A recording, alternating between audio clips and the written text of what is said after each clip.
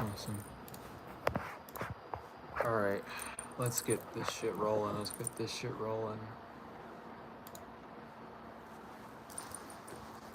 Because it just hit different.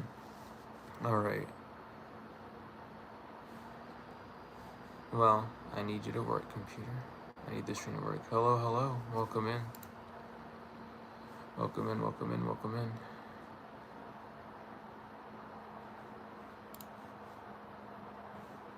We hit a little bit of the luck. St. Expedite pulled through. Michael pulled through. So we are... What is this? Oh, I don't know what that is. That's the thing I need to look at anyway. So anyway, we're gonna run up. Can men be jealous of women? Yeah, of course.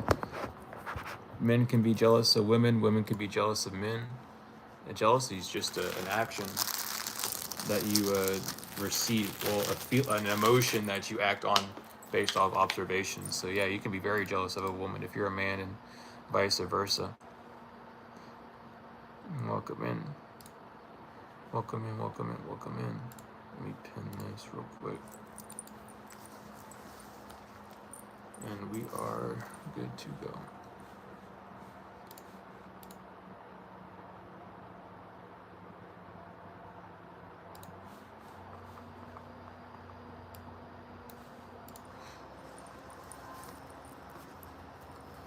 Yeah, let's get some conversation. Let's talk. Let's ask some questions. And if you can, if you're able to, at least donate. If you're not, don't worry. Feel free to share the donation things around. How am I doing?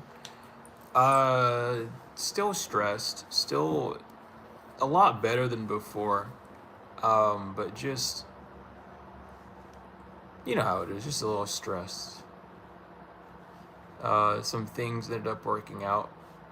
St. Expedite pulled through, Michael pulled through, and a few other angels and ancestors pulled through.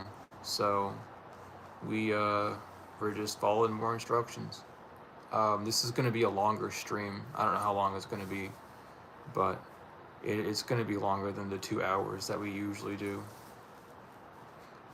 So I'm kind of excited. I have like 3 sugar cookies and 2 bottles of water. Yeah, we're gonna make it through this. I think that's what we're doing today.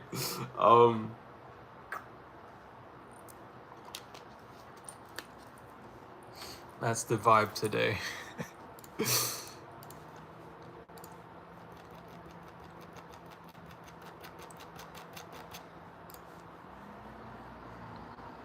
And as always, I'm going to be multitasking because it would not be a stream without me multitasking.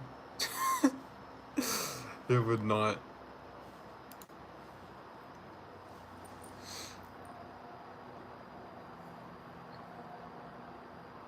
Welcome in, welcome in, welcome in.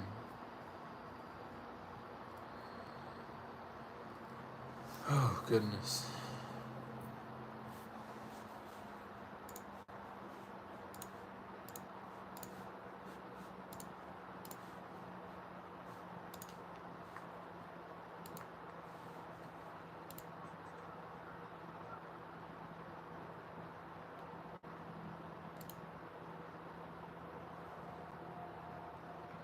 What kind of questions I answer? Honestly, any question. Mainly about spirituality and things of that nature. I can answer questions about tarot, some things about quantum physics, just, you know, a bunch of various things. Just, you know, if I don't know the answer to it, I'll tell you I don't know. If I know it, I'll let you know. But yeah, it's really just anything, you know.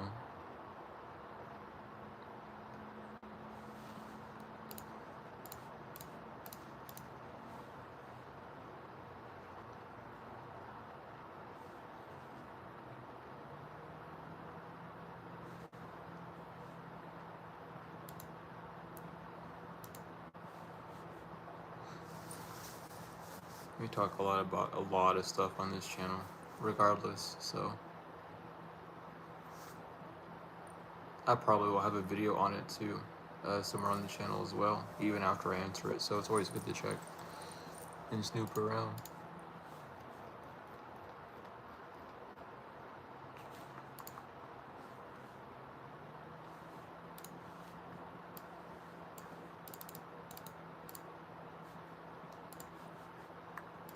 Nice.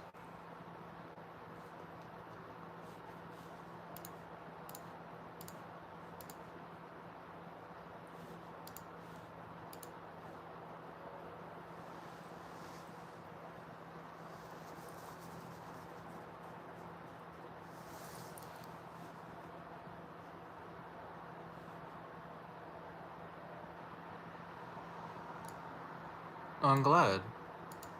I'm glad that watching the videos have helped you get through a lot. That's really the main purpose, is to help people just make light of the situation before they delve into the deep blue and, you know, getting the grander understanding of things. So I'm glad that I'm able to help you out in your journey.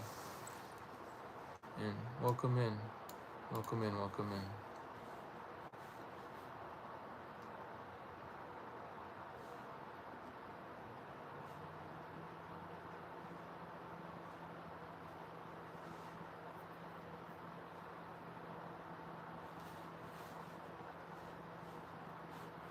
Really, honestly and truly, the the biggest thing about spiritual warfare, and the biggest things about like really realizing and actualizing certain things, is not getting too attached to it. Um, and of course, that's like a human error thing, because when we see something, it becomes a grander part of us than we really expect, no matter how small it may seem. Um, so when we're faced with things like spiritual warfare and all these things, we end up getting really attached to it, even though the divine doesn't want us to.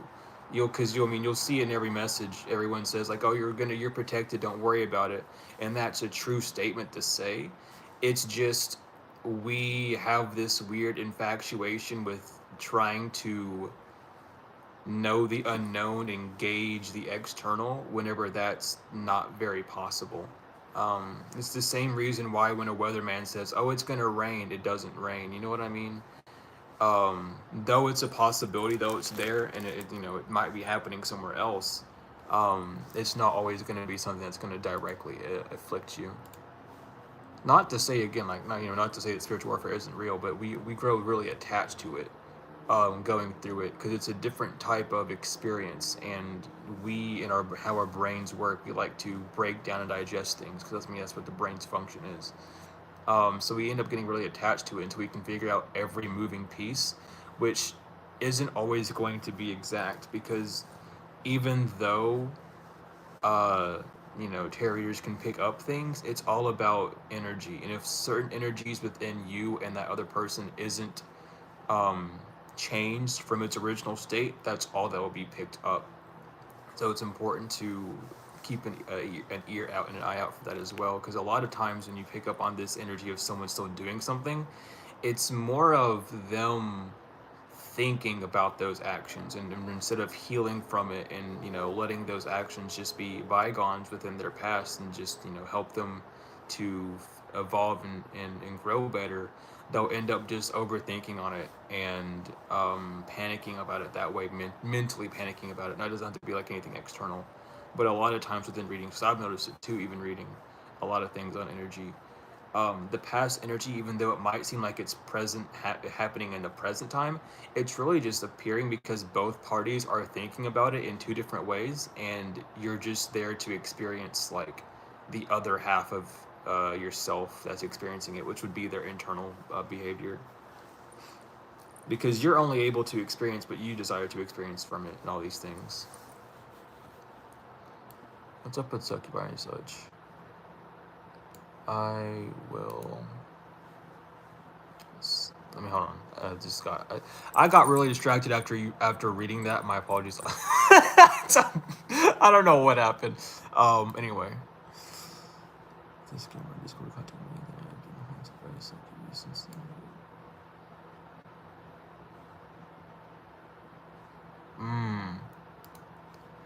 So Succubi and incubi, they operate on the same kind of way, where they play off of these insecurities that we have.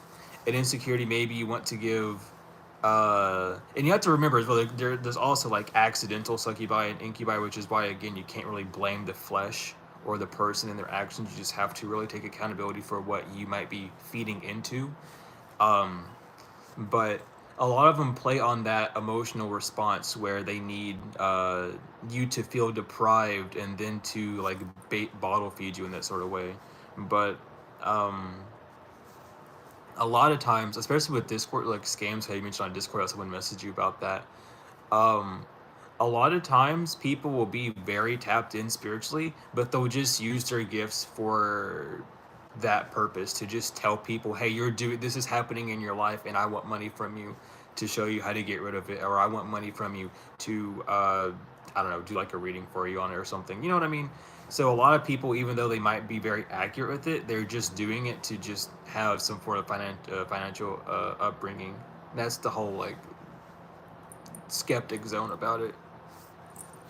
Um, but as well, since you were even in the action of slicing up a succubus to 3D print, that is kind of that might be a flag for you, not like a red flag or anything, but just something to look at, because if you are doing things of that nature and also being told about succubi and stuff, you may have something or someone around you that is playing off certain parts of you that you might be a little bit, you know what I mean, aware of. Like you might have a friend that, you know, they keep doing the same thing to you over and over again because they know they can get away with it. That's the same actions that a succubi incubi can will like play on as well. So just being aware of that, because there's a reason behind everything. Even though we might not be consciously aware of it at first, there's always a reason behind everything that we're doing, down to the smallest tidbit.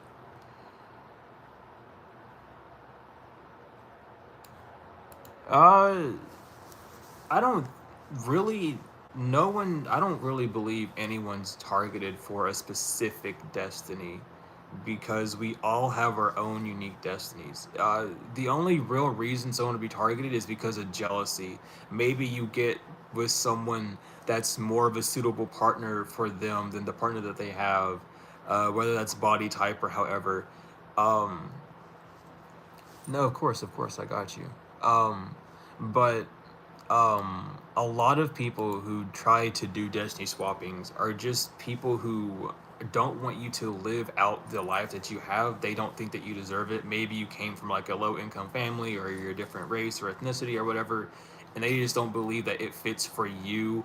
Maybe it's because they think that they should have it because of their family backgrounds, XYZ, all these things that like add up.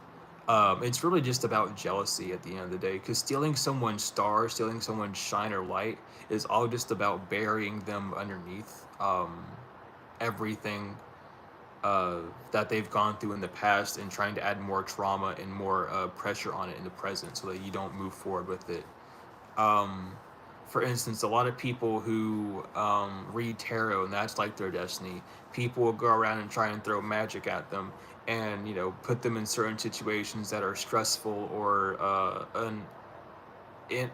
unhygienic, inhygienic, dehygienic. One of those. It's not hygienic for the person to go through.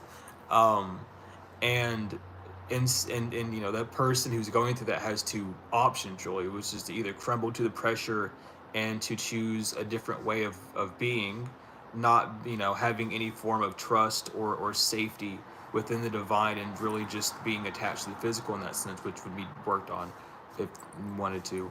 Or they have the choice to continue to go through with it, knowing that they're going to be safe, knowing that they are going to be protected, and everything is being overseen in that sort of way, as well as just being in contact with spiritual courts as well. If you feel like your destiny is being stolen from you, or anything of that nature, just contact the spiritual courts and just let them know that someone is trying to interfere with your life in a way that is dramatizing it. And also ask for them to look into any sort of like false spiritual reports, because false spiritual reports can't, you know, they can be made by an individual, but they can also be made if someone goes to like a bruja or a witch, or you know, they go somewhere to get some work done. They can put falsified on that, um, And even though that will go back on the practitioner, it's just the practitioner's fault for not doing the actual lookings into something in the first place. So it's really just balancing out the scale like that, you know. Because it's really not as hard as people think it is to contact the spiritual courts. Some people say you have to do a whole prayer and seance and stuff. I've contacted the spiritual courts just by really being in my feelings and just being like, I need this to be solved, and I'm just gonna call it to the courts, and whoever gets it gets it. I'll call on my angels, I'll call on my ancestors, and be like, look, I want this to go to the courts, and I can't sit down right now and get there in the time. Can you all put this in for me? And they can definitely do that for you. I've had Michael do that 1,000 times for me, where I've just been it literally. Funnily enough, it happened a while ago. I was like getting packed, and I was like, Michael, expedite. Like, can y'all just go to the spiritual court and figure something out, because something's not right. Because I feel like I got like a bunch of random confirmations after the fact. I mean, before the fact, I even went to the court about something being up, and I was like, look, I just need something like y'all would just go up there and let them know that something's not going right, and I haven't done anything at all to break any form of spiritual law. Like, there has to be something that could be fixed with this, and it, like, literally within minutes it was solved. But you just really have to have that sort of connection, working with your angels and your ancestors, and really just staying in contact with them, and as well asking them for spiritual court, and as well as not only just asking them to do things, because everyone wants to be like, oh, I'm going to ask them to do that. Ask your guides, ask your angels what they want from you as well. Make it an equal give and take, because that's really going to also help build stronger binds. A lot of people just call on the angels and like, oh, my angels aren't answering me.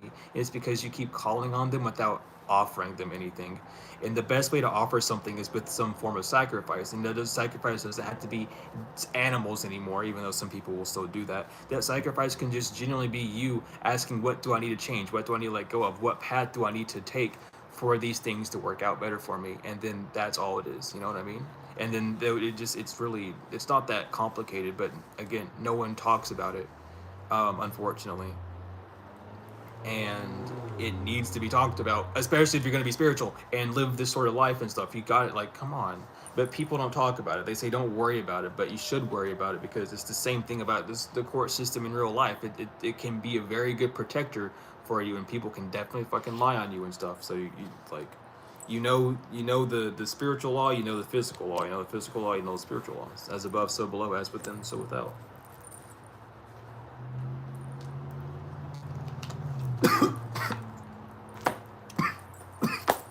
Now it.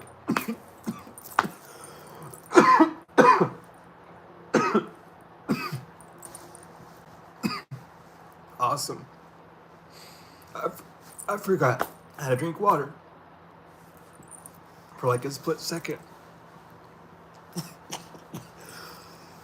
I cannot catch a break today, but we're moving forward. I don't care. We're moving forward. I'm doing good.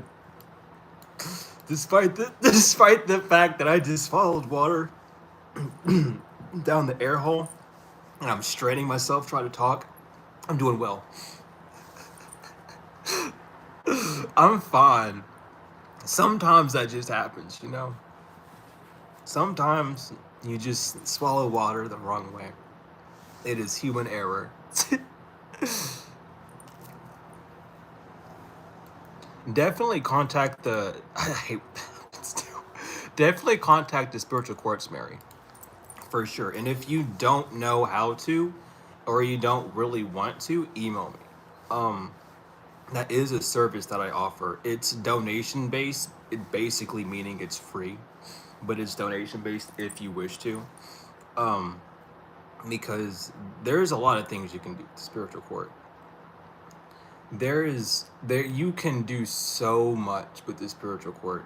It is phenomenal. You can break contracts, you can break soul ties, you can break any sort of blockages on you. You can get rid of spell work, especially if it's unwarranted or one-sided. You can go to the spiritual courts, and like when you get more advanced within the courts, and you're seen as a higher up, because you can rank up in the courts as well. You can get up to being a judge of the courts for other people as well. And that's how some people have access to the spiritual courts to do things for that.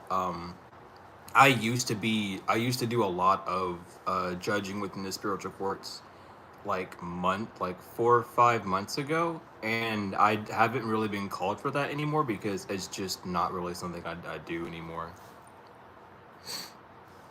Yeah, definitely calling Michael for spiritual courts, as well as um, ask if you're going to do anything with spiritual courts. This is something else you need to do. Just to help you build a better relationship. Ask who the angel. Ask who's your lawyer, basically. Who is your spiritual lawyer? What angel is governing my innocence in that sort of sense? Um, and then you'll get to know about them, and then you look them up, because it's not just going to be like Michael, Gabriel, Raphael. It's going to be one of the 72 angels as well. It could be any of them. So it's really just like, how do you know where I rank? You can ask, literally. Ask and you shall receive. None of that information is like locked behind any bars. You don't have to do any like rituals or seances or anything. You really just have to get into a meditative area. Sit still and listen. Be still and listen, and really just ask that question and lay down and listen. Whatever comes to your mind with it, look that up. Get to know that being. Get to know that angel. When you get your rank in the spiritual court, look up what that word means. Look up what that rank means in the reality of things, in the 3D, right? And then that will tell you how much authority you'll have. You might even get like, oh, you have seraphim ranking, so go look up what seraphims can do, and what their powers are and what they govern and stuff of that nature. You know what I mean? All these things are very accessible to people, but it's just like, when we're told ask and you'll shall receive, a lot of people think that that's just like a 3D thing. Like, oh, I'm going to ask for things on the 3D, or I'll ask certain things on the spiritual. But anything you ask within the spiritual canon will be shown to you. It's just a matter of how open you're going to be to the response, which is, again, why you need to sit still, and listen and quiet the mind, and really hear what the divine is saying. Because God will tell you straight up and down, left and right, what you need to do, and how to move forward with things. It's just up to you, personally, to move forward with that and know that that's the thing that you need to do. And it can be kind of hard as well, because at first it seems like a quiet voice, but it's a really loud, booming voice. The only reason why it's a quiet voice is because you haven't been attuned to it yet. You haven't listened to it enough to fully hear it. It's like learning a new language, you know what I mean? But all these things are definitely there. But I would definitely use the spiritual courts more. There's not really um I gotta think about that. There's not using the courts too much, but there is a time frame, definitely, um to get your answers for certain questions, I should say. And yeah, I'm a lot lighter. We got some things to work out last second, so we're doing a donation stream. That just reminded me about that. I should probably put that again. But yeah, we're just doing a donation stream and talking. I don't know how long the stream's gonna be. It's not gonna be normal long. It's gonna be a long stream, because I don't like. I am determined to move forward. So that's what we're doing right now. Whatever happens tomorrow will happen tomorrow. Whatever happens right now is what happens right now.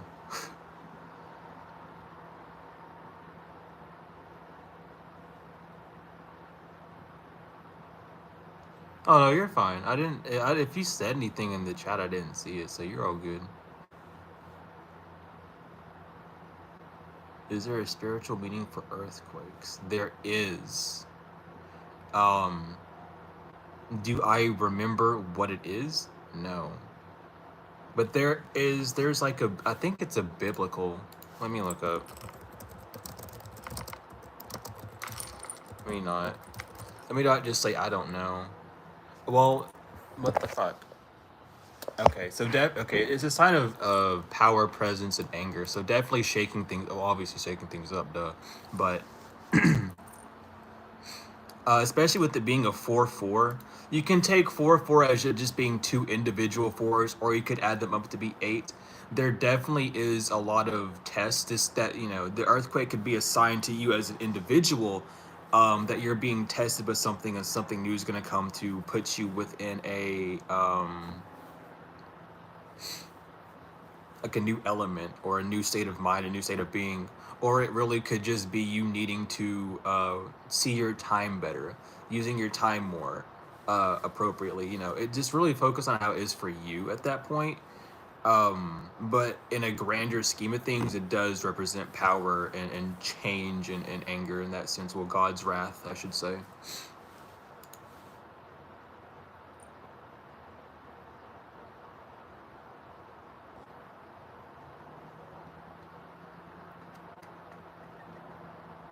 If my phone wasn't just cutting off half the screen to see every result that I looked up, I'd be a lot better.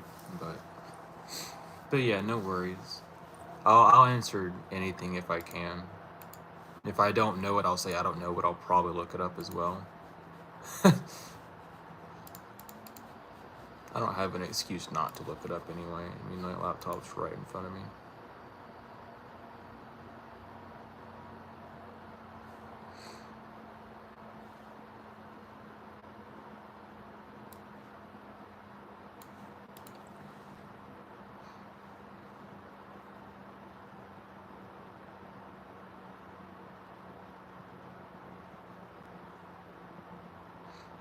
A lot of stalking and bullying that a lot of people receive is to keep them off track, is to kind of make them feel like if they do the one thing that they're being told to do, that their life is just going to be a continuous hellstorm.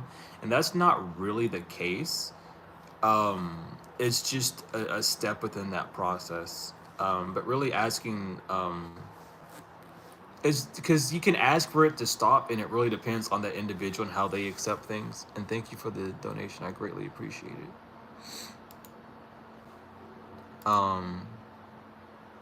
Do you prefer? Sometimes, not often, do I receive many prophetic warnings.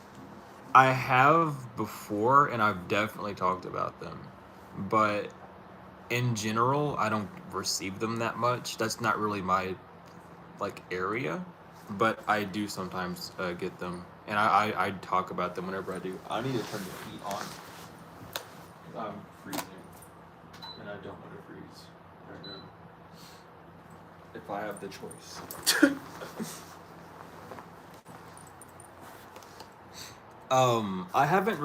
I've received a few things that are like on a worldly view, but not many that are like locally. If you mean locally as in like an individual, it happens sometimes during like personal readings and stuff, but other than that, not really.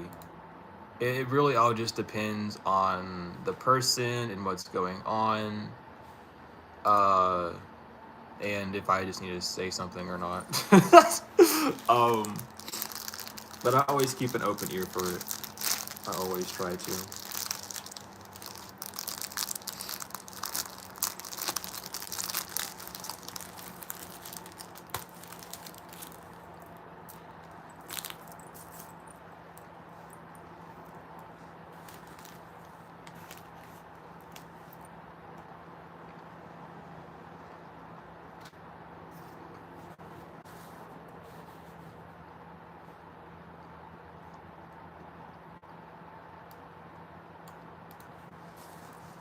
Well, the thing is that prophecy is kind of hard to pinpoint because a lot of people don't understand what prophecy is. A prophecy is usually something, well, prophecy by definition is something that is written down that comes to be. A lot of prophets are actually just clairvoyant, and they're just receiving things like downloads and visions. And those can be prophetic because they'll tell things to come. But it's more of a clairvoyant thing that's going on. Prophecies and prophets would be more of things from the biblical age where they were physically writing things down that happen within the future realms.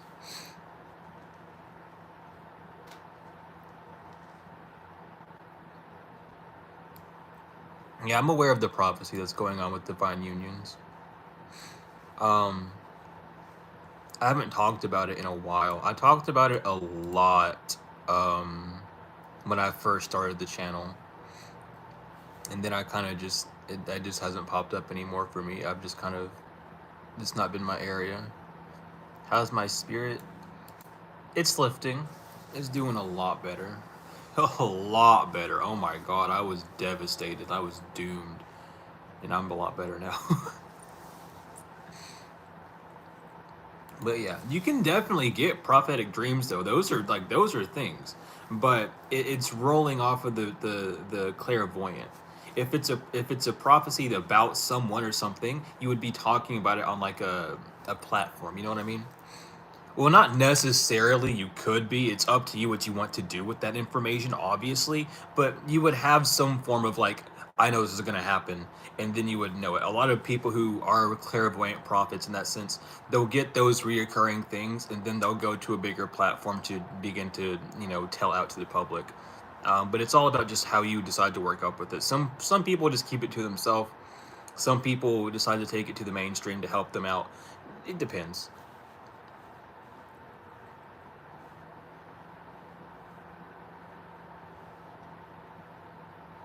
How can you communicate with Anubis? That's honestly not a hard thing to do. Um, Surprisingly, all you need to really do is call on them like fully and just meditate. Um, if you have any form of like black or gold cloth, you can make a little altar to make better communications with them. Just get like a black or gold cloth. You can get like a urn with Anubis on it. You can get some jackal fur or just an ankh or something. You know what I mean? But it's not that difficult. You can also use certain Egyptian. Thank you for the donation. I appreciate that as well. Um, You can also use what was it? Egyptian tones as well to contact.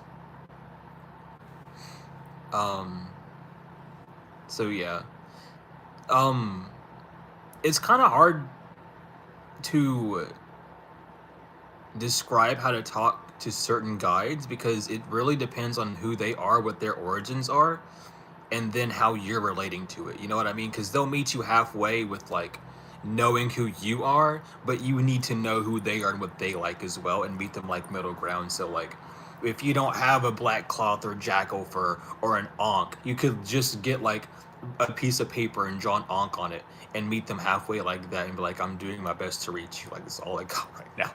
And they'll reach out. You know what I mean? Um, so what's the difference between prophecy and fortune telling?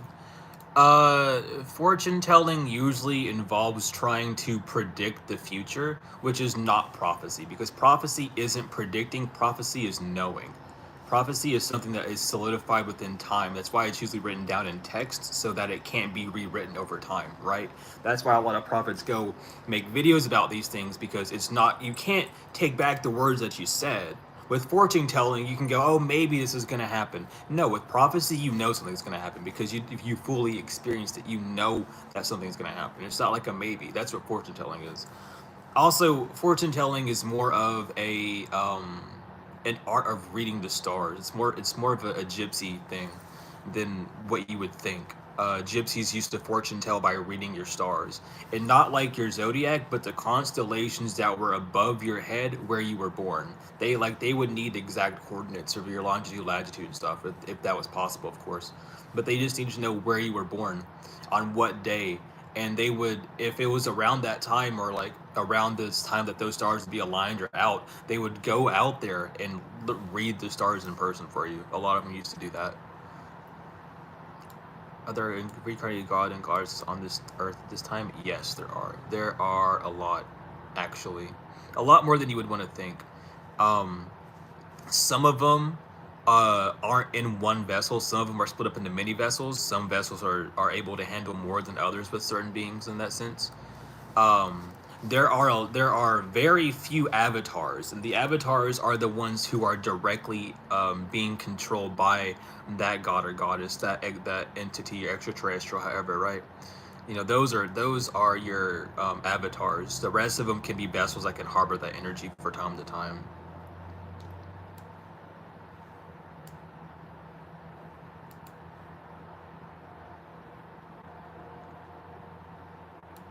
Yeah, asymmetric tones can help as well. And sorry for not replying, Muser, but I appreciate that. What the heck?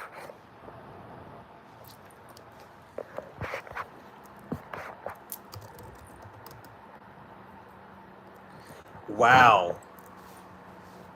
Okay, well that's fucking hilarious. Hold on, I gotta respond to this. This is wild.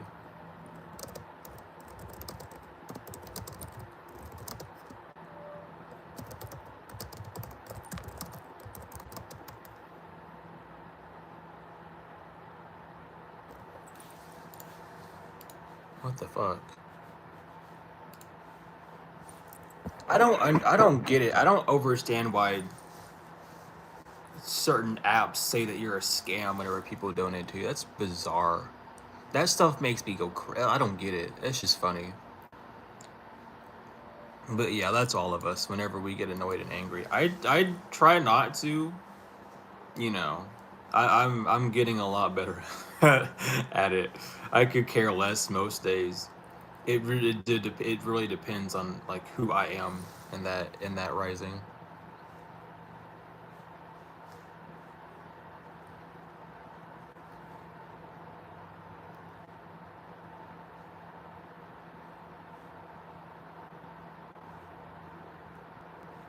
Exactly. Like the like your zodiac's a good starting point, but there's so much more. Like you can go as deep as the ley lines. You can go as deep as the ley lines. You can go as deep as the room number if you were born in a hospital, and if you were naturally birthed or home birthed, you can go there. Go as far as to that as well. And there's all sorts. You can go really deep with it, but these are what we call lost arts. Not that they've been buried or lost; they've just been forgotten, and people need to rediscover what's going on. It's so like zodiacs are good. They're a good starting point for sure. But whenever your zodiacs begin to be start to being like a conundrum where they're not matching up, like, oh, I'm this sign, but I'm not doing what this sign's gonna do. That's when you got to go a little bit deeper. That's when you have to actually know where you were. Like, what hospital were you at? What was the ley line connection with it? How was it? What was the weather like that day? Going down to stuff of that nature will tell you a lot more. The numerology of your birthday as well. Not going into your life path number and stuff, because that's one thing. We're talking about the numerology of every day within your birthday and then adding those up individually, like your month, and then your day, and then the year, and then your time, and adding them up individually, getting those, then adding them all. It's a whole thing.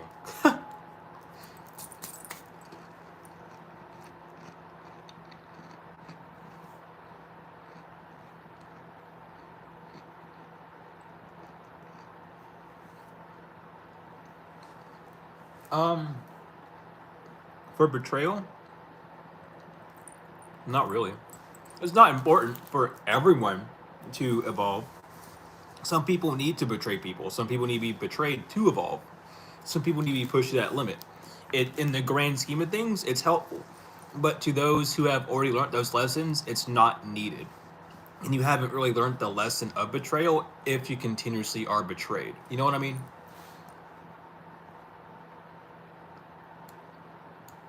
What zodiac chart would I recommend? I forgot the name of it.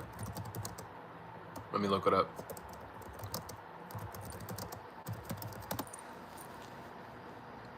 It is the Indian zodiac chart, though. That is one of the closest things you'll ever get to your actual chart. Is like an Indian zodiac. That is the closest that we have so far without going back to like Sumerian times. Yeah, yeah, yeah. Yeah, yeah, yeah. Thank you. I don't know how to say the word, and it wasn't popping up when I looked it up. But yeah, the Vedic. There we go. It literally is the most accurate that you'll ever have. You can go back to the Egyptian zodiac as well. They're pretty accurate too, but when you do that, you're stepping into kind of like a gray area because only like bona fide gypsies. We're not talking about people who who like don't have any gypsy line. We're talking about people who are actually gypsies, like people you would see in the circus type gypsies. They would be able to nail you down even harder than anyone else would in the entire fucking world is because they know things beyond what we know. You know what I mean? Like, you ever get something read by a gypsy, your whole life's gonna flip upside down because they'll fix you immediately. It's crazy. Like Indian, not Native American, Indian.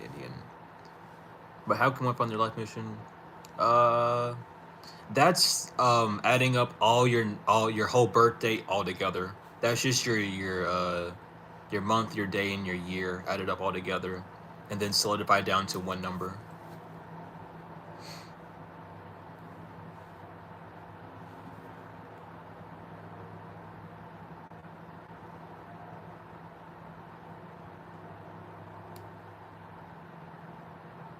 That's the Vedic is the Indian zodiac chart. That's like your astrology chart. That's how you can really get your stuff read.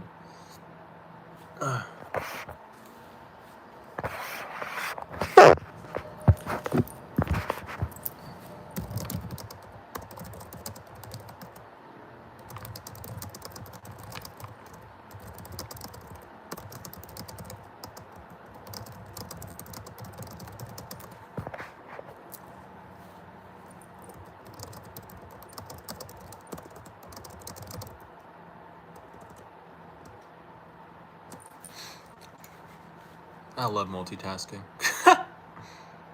What do you do if past life haunts you?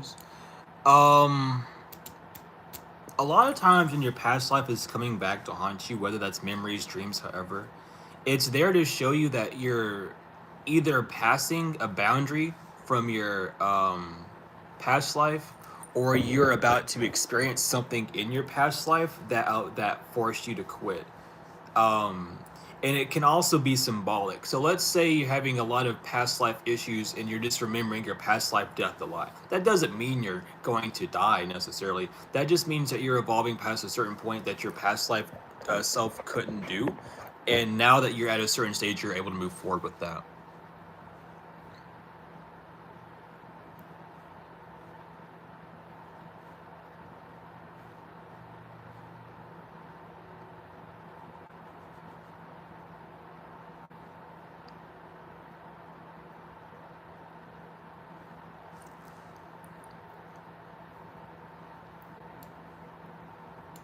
But it does show a lot of evolution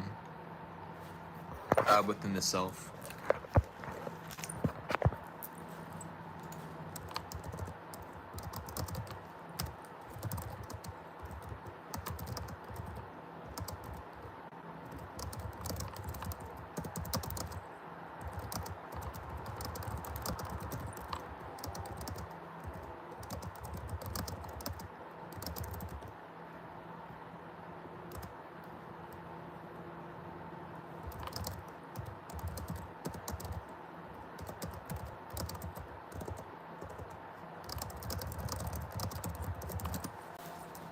All right.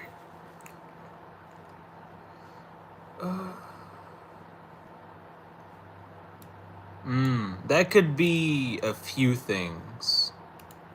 With the burning at the stake, that could be you moving into a more feminine nature of yourself, you trusting your own power a lot more, you breaking free from abusive masculine traits, either externally and internally as well.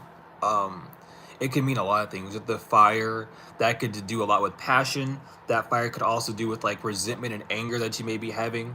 all these things. It could be a million things.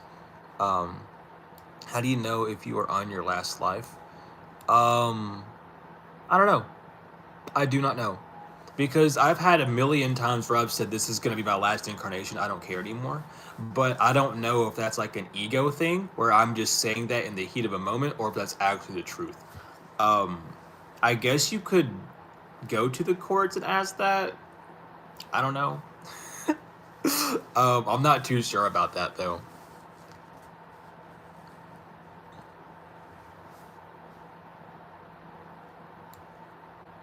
I don't remember that dream, honestly. If it pops back up in my head, I don't mind talking about it. But right now, I can't remember that dream. I have a lot of dreams. There's not a night I have where I'm not seeing something or going somewhere.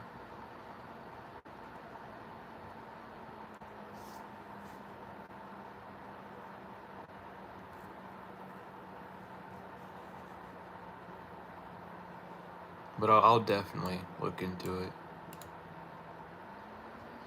Yeah, see, that's the thing. I'm already exhausted on this life, too.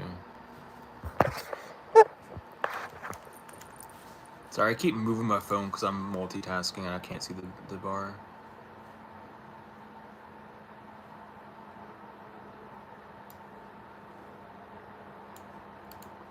I don't need to read more. I'm good. What I know, I've known for a while. This is just stuff I've known for quite some time. Like I'm more worried about um my soul evolution than like knowledge really at this point, or wisdom. It'll come along. It'll come along its path when it's time. But I haven't done much. I mean, I've done studies with a bunch of just religions and stuff. I was all over the place in school. I went from like Christian. I had a Satanist phase in middle school just to know what it was about, and then I went Buddhist, Taoism, atheist. I went all over the place. I've done it. I've just explored.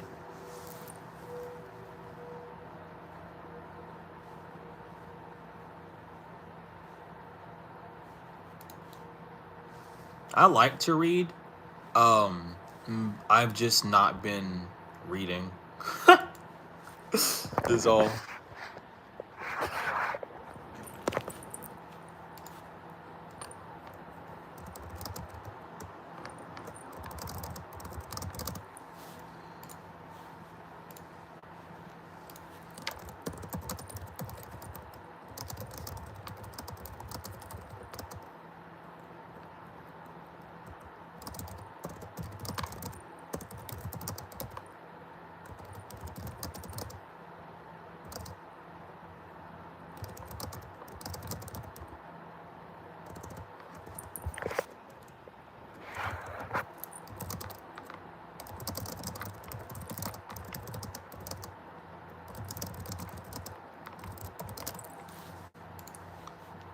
Sorry about that. I had a paragraph to type.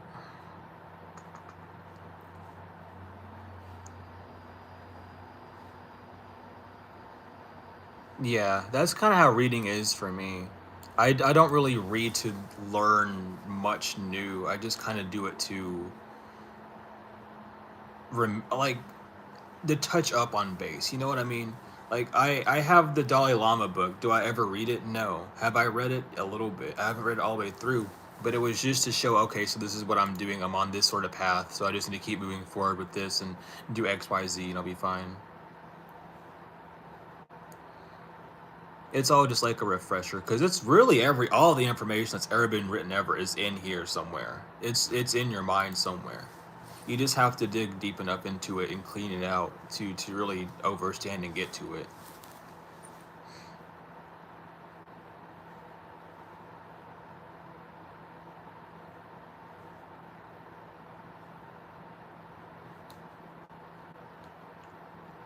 Yeah, we are here to remember, to become whole again. We're split.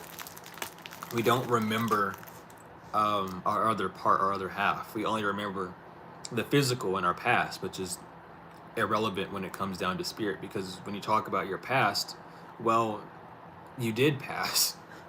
You already had it. That's the whole point, right? So it's about being in the moment to reconnect with who you are, and not who you were, and it's a whole thing.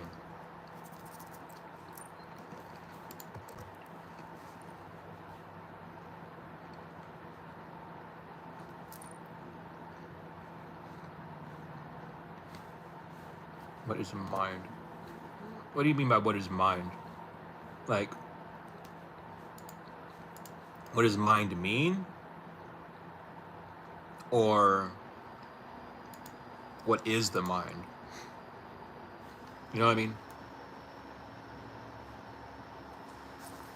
Because we can talk about it either way.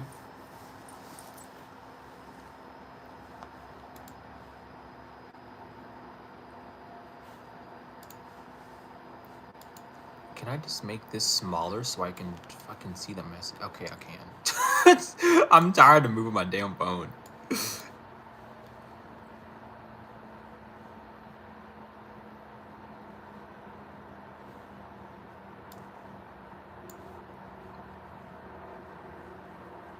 What do I think is shamanic energy? It's real. It's a thing.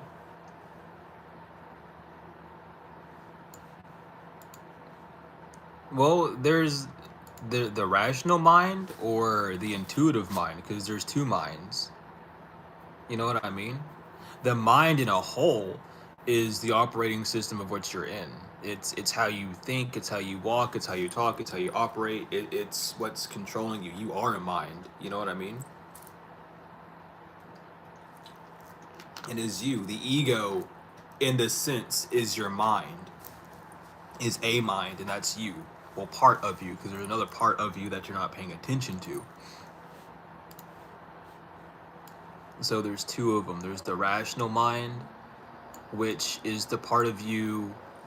Does mind equal consciousness? No, consciousness does not equal mind, and mind does not equal consciousness. Consciousness is its own separate entity. It's what life is.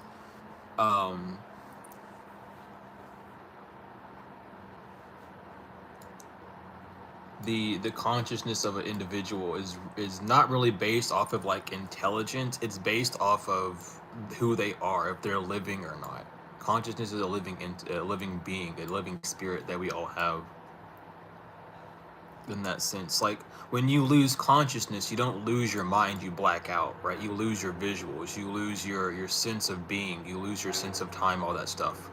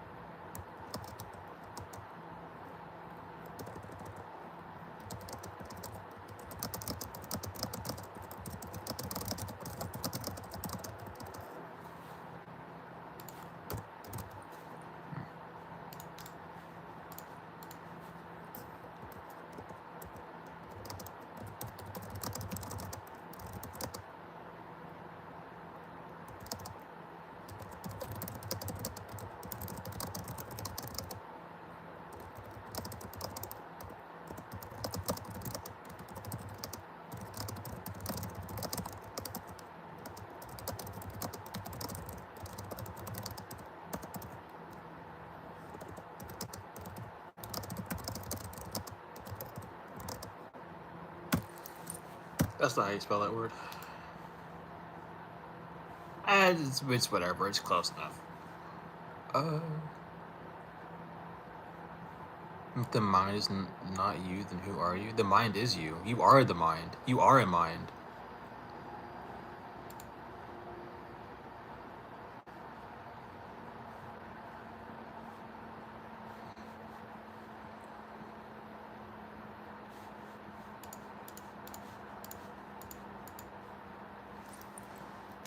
But it depends on like the scope of your mind. Are you seeing yourself as limited or unlimited?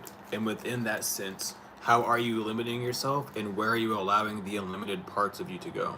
You know, are you letting the unlimited parts of you be stuck within the past and the future, causing stress, which is still limited in a sense? Or how are you using it?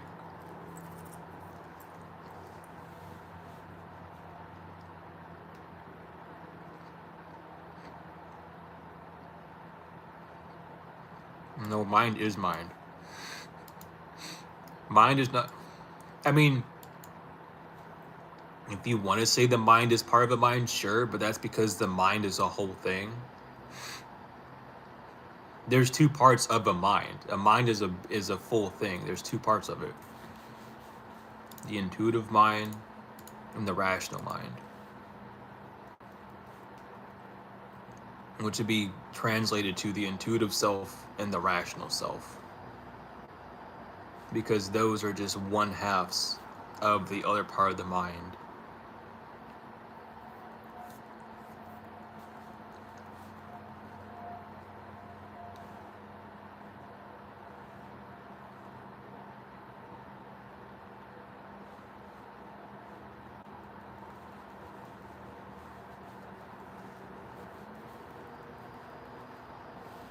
It's like, I mean, like, you have to remember that we don't have a whole brain. We have half of two brains.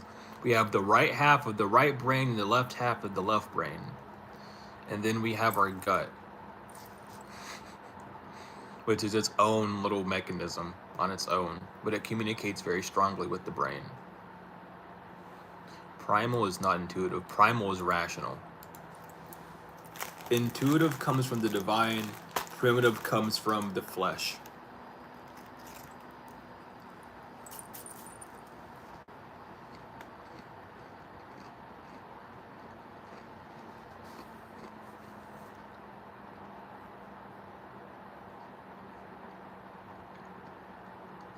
And yeah, the heart is the mind too. Going deeper, the heart is less of a mind and more of a holding place. The mind is more of the heart of your temple, if you want to say it that way. Because your heart is where the divine seats at. That's where your intuition comes from, is your heart space. It doesn't come from up here. It's digested and overstood up here, but it comes from here. So it's less of a mind and more of a seat. A throne, I should say. But that's just, I just look at it that way. That's my observation.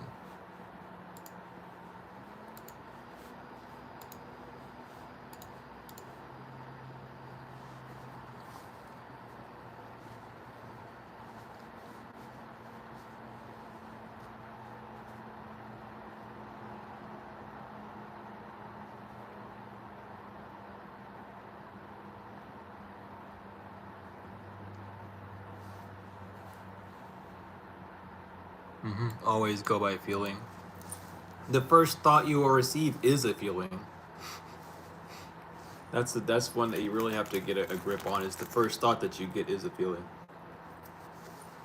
The second thing you get is a rational thought, where that feeling is broke down. But all feelings are your very first thought, because that's how the divine connects with you. That's how the divine talks to you, is through feeling. Does the mind feel? The mind does not feel, but the mind can create feelings. The mind can't feel, but it can generate what a feeling is. It only knows to digest. It only knows how to break apart and compute and allow things to be. So it doesn't know how to feel exactly, but it knows what to do to create that feeling. It knows the formula from the heart space, from the divine, and it can use it against you. Or you can use it for you, depending on like where you're at situation-wise and how trained you are within your mind space.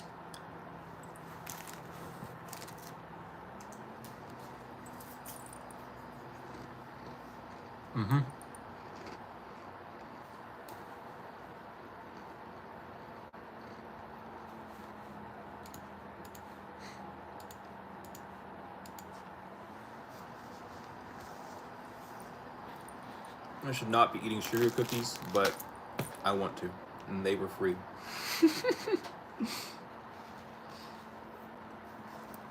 Normally you would not see me munching down on stream, but today is just one of those days. It's different. It's different.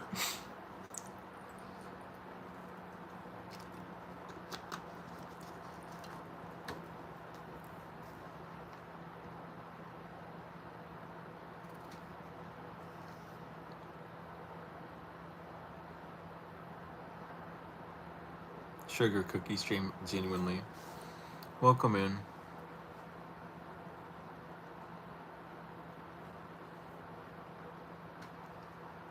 Oh yeah, like if you know how computer works, like coding and stuff, that's literally just us and how we see things and everything.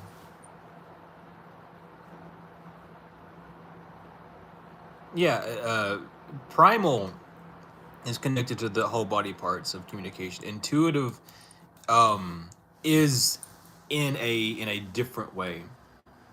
Intuitive would be like when people get the ideas for inventions. That's not like a primal thing. That's an intuitive thing. That's where an idea is being actualized and acted on by someone, and not letting their primitive mind stop them, right? So, though they can do that, they're in different realms in that sense, where the intuitive is an idea that's followed through, and the primitive is an external, an effect that you're being faced with that causes a reaction out of you. Primitive would be right side. Primitive is right side. Intuitive is left. People get that whole chart mixed up. It's completely backwards. The brain chart that they show you is backwards. The right side has everything to do with the physical. You know this by the how your body works. The right side of your body is the physical part. It is the part that is tangible. You give things you give things to people and you take things with your right hand. Right? When you are receiving something, it's the left part of your body. It's the divine. It's the invisible. It's the higher. So intuitive is left and primal is right. In that sense, that's how our brain operates. That's how the ancients knew left from right in the sense of spiritual to physical.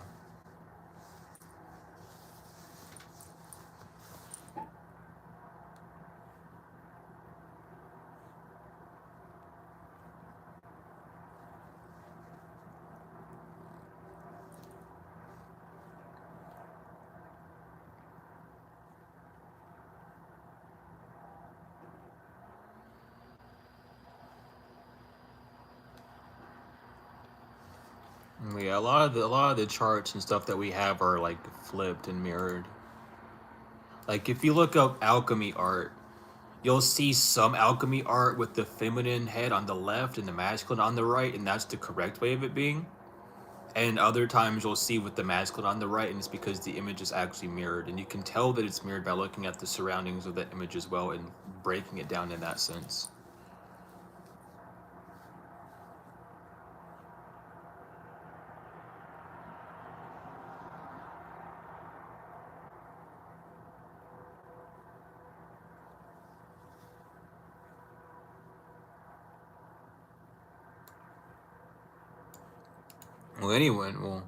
Everyone's technically gifted. It's just up to an actualization of the individual to act on those gifts or not. I don't. A lot of people who were left-handed, the reason they were beat though is because they did have a higher spiritual connection. Though a lot of people who are left-handed have a stronger intuition because they're using the left side of their body more. They're more they're able to be more flexible within the divine than people who are right-handed in that sense, which is why a lot of people, oddly enough, in Christian schools were beat uh, for using their left hand because they didn't want them to find out the truth in some degree. Or I don't know how far it goes back. I don't know the actual full-on reasoning for why someone even started doing that, other than to demonize the truth. But it's a whole thing. It's a whole thing.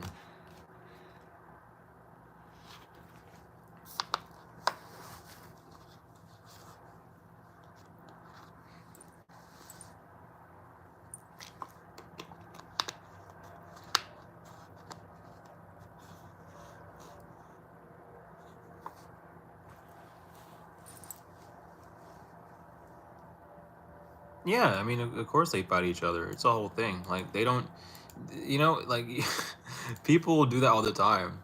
Like it's not just people who aren't into that sort of thing being like targeted. It's everyone. If it's happening to you, it's happening to someone else.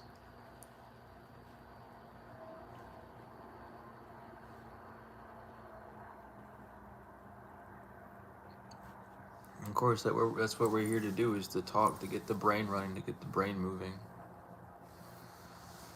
That's what we're here to do.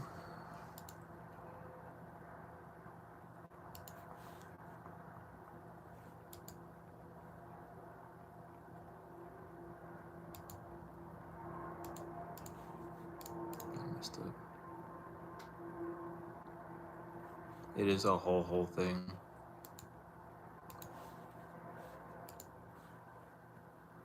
It is a lot.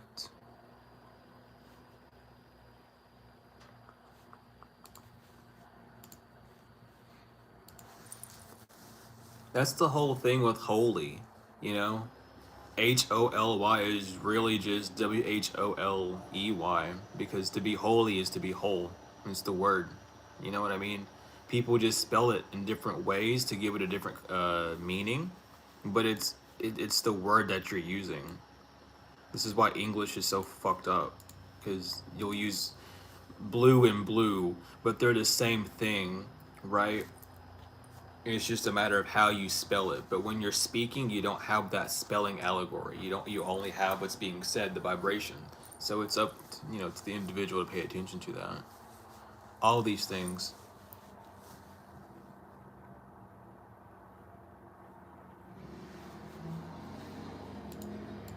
Yeah, unfortunately, a lot of people who are in the church don't even know what they're reading, even though they went to school for it. I've met a lot of preachers who don't really know what they're preaching about, and then when you ask them questions, they just get really defensive. And that's okay. That's on them. But there's a lot.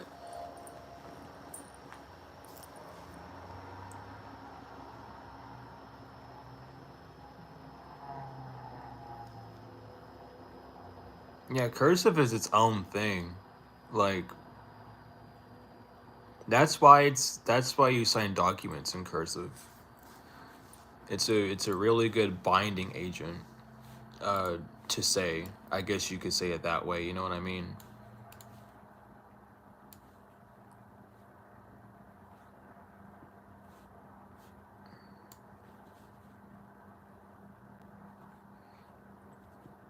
Asking questions, yes, it is. If you don't ask questions, you'll never learn or know anything. You'll always be confused. You'll always have that, oh, well, I don't know this, so it's okay. It's always good to ask questions. And look things up. Don't just use AI to look things up. Actually do the research, because the divine will grab a hold of you and take you down certain avenues and certain routes that will give you the information that you desire.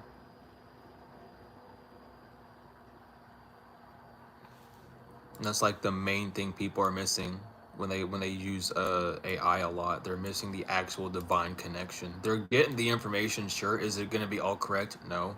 Because this is going to be valued on what's most looked up and what's mostly accepted. But the divine will take the wheel and show you something that you didn't expect to even see. Do I believe so? I don't know. I don't know if anyone's going back. I can't say for sure. And anyone that does say for sure, they're holding their ass out the window, just to be honest. Because no one really knows. You know what I mean? Until it happens, I'm not saying anything. You know what I mean? It could. So someone, Jesus or Muhammad or some alien or someone or something could definitely come down and definitely, but do I know for certain? No. It's prophesied, but that doesn't mean it has to come true. You know what I mean?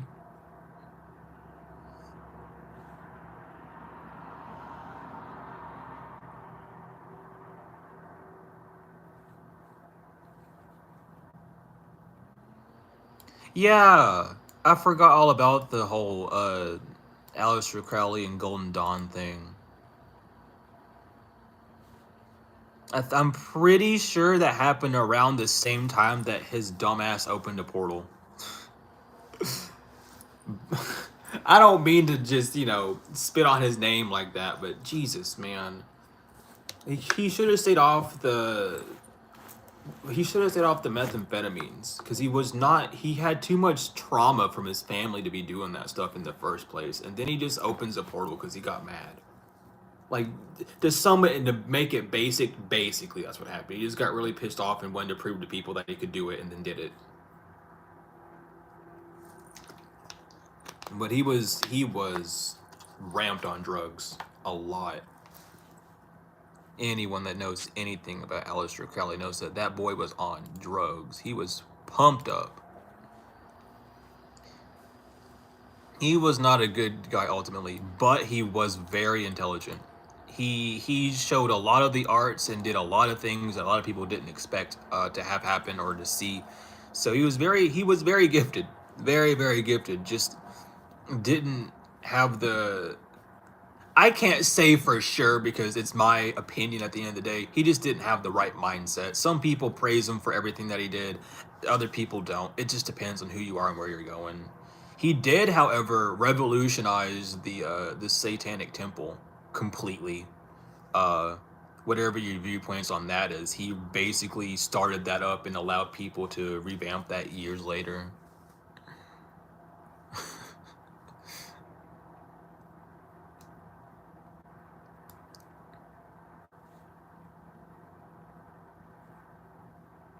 Well, I don't believe in anything. I try to stay away from believing in things because that leads to mass confusion regardless. I know that there is a God, and I know that the Bible talks about there being two gods and two Jesuses, one that rules the heaven and one that rules earth. And I know that the one that rules earth was casted down to earth after starting a war in heaven and being kicked down, and the one that rules the earth is Lucifer. And anyone that says that they praise the God that rules heaven and earth means that they're praising both God and Lucifer, and they're very confused individuals as it is. But that's just how it is. No, yeah, everyone's amped up on amphetamines, dude. Literally, like, if you take medicine for ADHD, you're basically taking mellowed down crack or Adderall. One of the two, pick your choice. They tried putting me on fentanyl for my seizures. Like, you can't get. It's like they want to say it's the good type. It's how is it good? It's what it is. I don't want that near me or in my system. I'm sorry. It's all plant based. It comes from plants. But Crowley was definitely an instrument.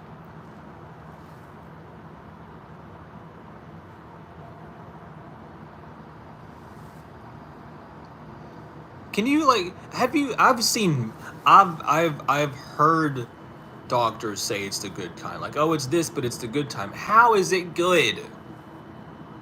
People are like getting arrested and shit for this, and you're prescribing me it. Okay. Okay.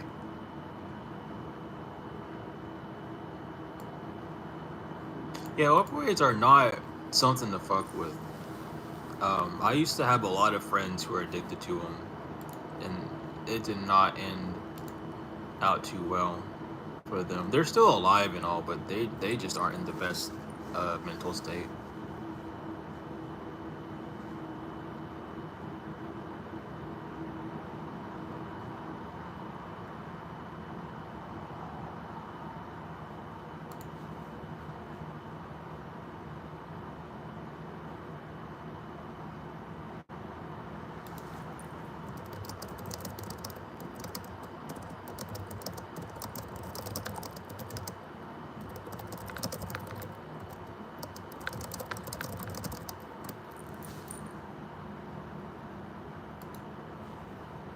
Am I a seer? Sometimes. It depends. It really depends. I definitely have had visions and stuff, but it all depends. I keep my vessel open without labels, so I don't really have to like worry about one thing happening or another, because I don't like limiting myself to certain things. Yeah, we don't need chemicals for everything. That's the thing. Our body does chemical reactions daily. You know what I mean? So like, I don't get why we need to put more chemicals in our body to fuck it up even more. You know what I mean? Yeah, I just don't like labels because they constrict you down to one thing of being, and then you have to believe that it's one way or another. You know what I mean? What am I writing? I'm messaging someone of importance right now.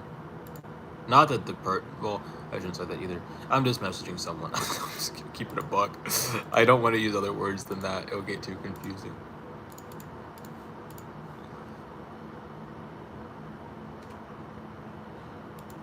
Yeah, I don't mess with labels. The only one I don't even like the channel being named the healer, but I needed it to be named something. And I was like, fuck it, I'll name it the healer, why not? So I get a lot of people always asking me, how are you a healer? What's a healer? Then I describe to them that no one and everyone is a healer at the same time because the body heals itself naturally. And then it's a fun ride to get out of people for sure. They think they get a leg up, but it's really two legs down.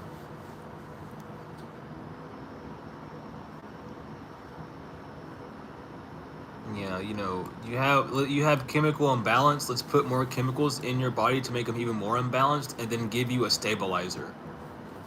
Um, and hope that that works.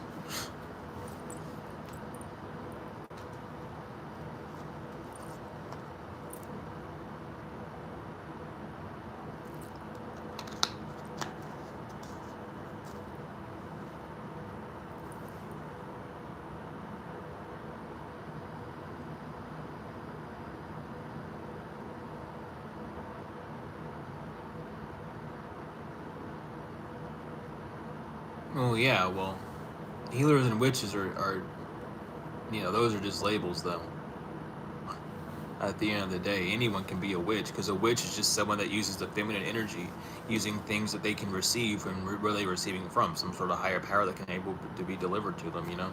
That's all a witch is. Witchcraft is just using the feminine energy of an individual to create or craft things within their life.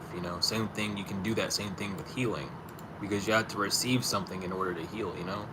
Whether that whether that's the receiving of like the white and red blood cells that go up to your wound and create scab and mucus or whatever, or it's like your bones crafting together and building a new marrow layer or whatever. You know what I mean? Like, these labels are real and all, but they add this definition to things. Um, Two things. And again, I don't believe in anything. I've had alien encounters, so I know that some exist, but again, I don't believe in anything.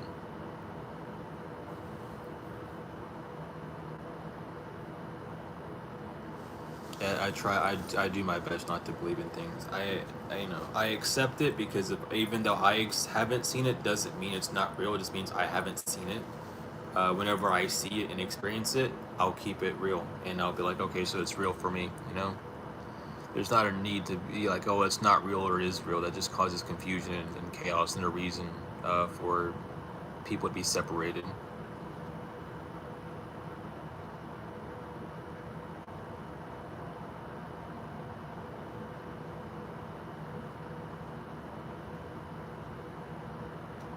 Yeah, a lot of people who were known as healers and during the witch trials were burned at the stake because they were healers, and those healers were really just herbalists and people that used herbs instead of modern day medicine or snake oil.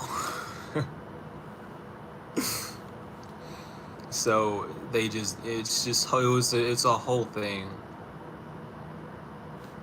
Oh, you're touching grass. You have to be trying to kill my daughter. No, I'm just touching grass. I'm pulling at this grass because it actually has a chemical in it that we could use to heal. No, you're trying to curse and hex my daughter with this grass. Like, no, I'm not. And then they got burned at stake for just trying to be herbalists and share knowledge that they knew.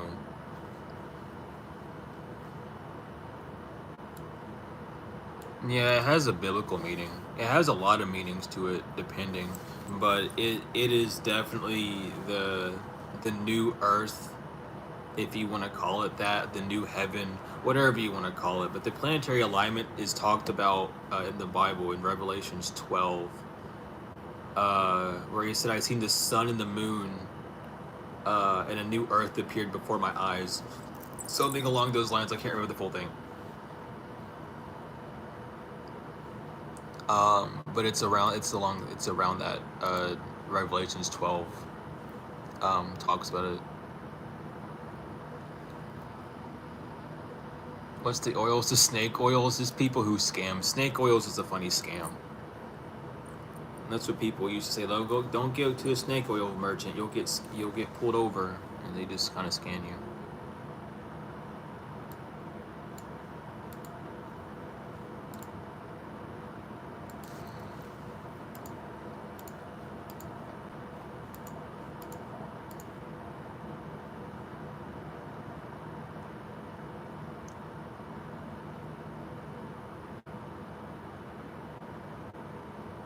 How am I doing? A lot better than earlier. I'll leave it like that. I'm doing a lot better. I'm still recovering from some stress, and I got some feelings that are targeting my heart space that I gotta work through. But other than that, I'm okay.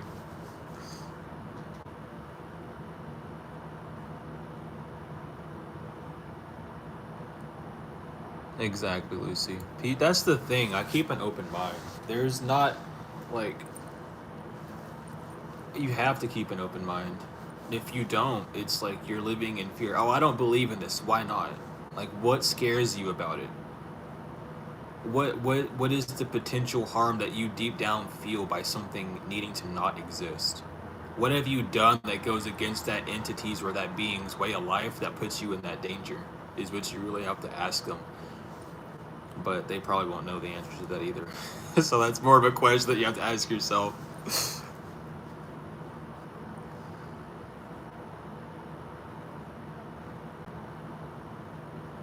Yeah, life is nothing without some challenges. I just don't want to go through them anymore. I'm done. I'm tired. I want to go settle down and do something like else, which was basically happening, but it could go a lot smoother.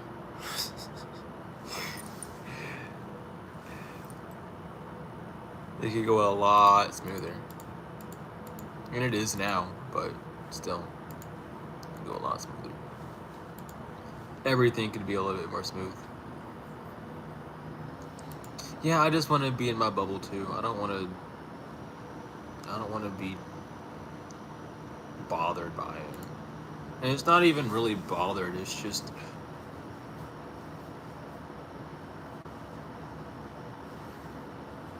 yeah, we have, because it's the planetary alignment, and then we have a partial eclipse, and then we have a blood moon full eclipse that's happening, and it's like, what do you want from us? Like, why? Why a blood moon full eclipse?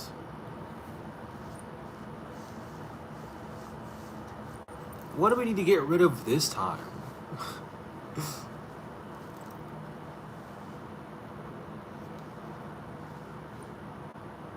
Yeah, then the wormwood's coming. There's so much. And we're about to enter spring. It's just too much going on. Can we, like, stop for a second? Like, damn. Can we just stop? Like, can we have... I just don't... I don't know. I don't want anything coming up. I don't want the sun going anywhere. I don't want the moon going anywhere. I just want it to be neutral for a whole damn day. No planets, no stars. I just don't want them to move. They just stay where they're at the whole entire time.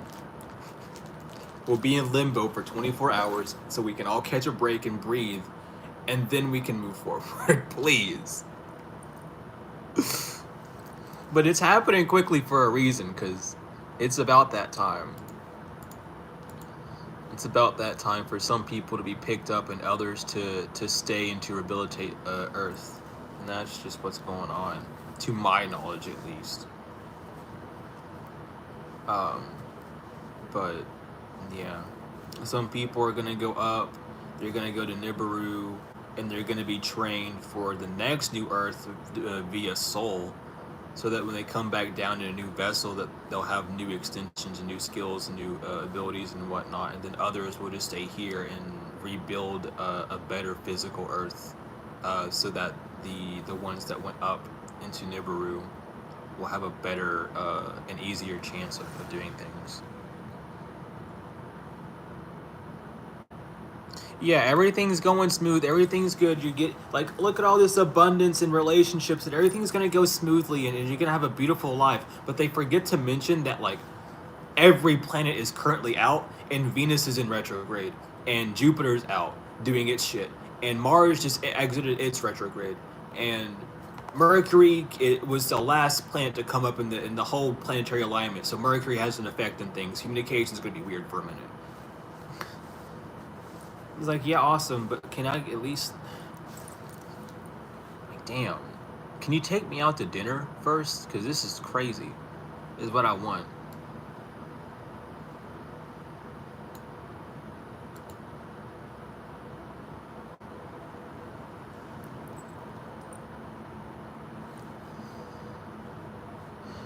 There's just a lot going on.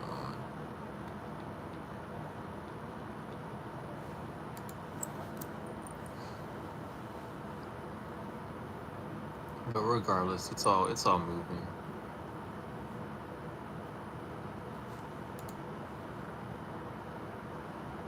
No, actually, seriously, like, damn, like, we just got out of Mars retrograde.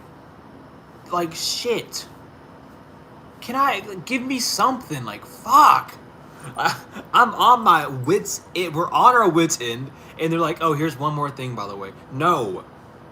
Give me something, just a little bit.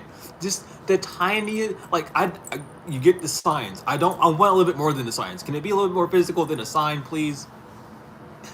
I want something to hold on to. I'm free falling. It's been too long.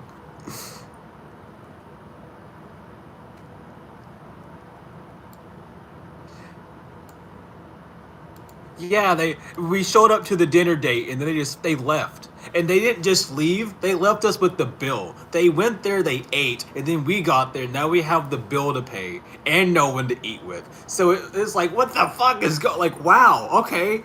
Like, I get the dinner, but I have to still do some shit. Awesome. Like, you just left me there. So now I'm embarrassed because everyone else is looking at me because I'm eating here by myself. And now I have to pay this, like, $30, $40 bill that I don't even know how the fuck I'm going to pay for it just yet. Yeah, and we're hungry, so we can't sit there and not eat. We just sit there and eat and get grumpy. And the food was, like, burnt and cold. No, it wasn't burnt. It was cold because it was out there for a while. It's like, what the fuck's going on? Like, y'all... like, I get it. I understand it. I know why it's happening, but can we not, like, on behalf of everyone, can we just not? We can make as many jokes about it as we want, but please, like, I want to hold on to a rope again. I'm tired. I just wanna have something on the physical. Damn. Yeah, everything. Yeah, it wasn't even what we ordered either. We're just sitting there like, damn, you know what? It's the only thing we have to eat. I traveled like an hour, 30 minutes to get here. I might as well just eat this and just go home after that. And whatever happens, happens. Well, yeah. Everything is working out, whether you know it or not, always. It's really just working with that flow and not fighting the current. It's rough though.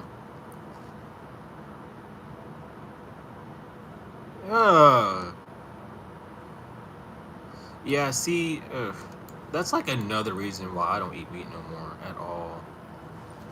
I can't trust it. People just be crazy out there. Yeah, like a pool noodle. I don't even care, like, what color it is. Just give me a pool noodle. Like, actually, that'd be, at least I'd have fun doing some following for a minute. Like, shit.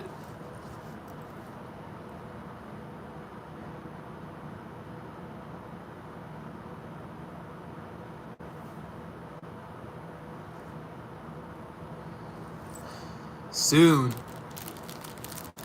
I don't know. It's just one of those things. You can call it the dark night of the soul. You can call it agitation. You can call it whatever the fuck it you want to call it, but it's happening. And we just gotta have to move with it. I don't care how you plaster it. We're just doing it. Yeah, something good is gonna happen. This is definitely a really big evolution for a lot of people. A lot of new things are coming in for people. Second chances or new starts on things. It's just, are you ready to handle the energy and the responsibility that comes with that? And you want to say yes, but then when you're hit with the energy of it, it's like, I don't want it anymore. It's too much. But you gotta sit there and get used to it.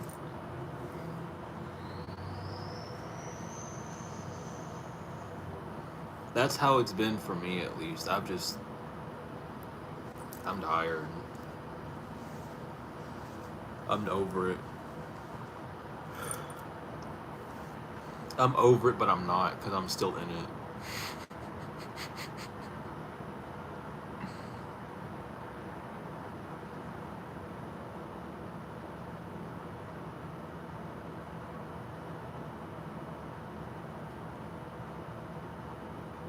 Yeah. You flying straight down. Yeah, awesome. I love flying straight down. Thank you. Like, thanks.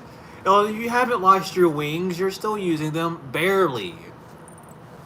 Barely, but sure. We'll take it. Thanks for the optimism, spirit. Thank you. Like, you kind of just have to, like, you just have to run it off like that almost.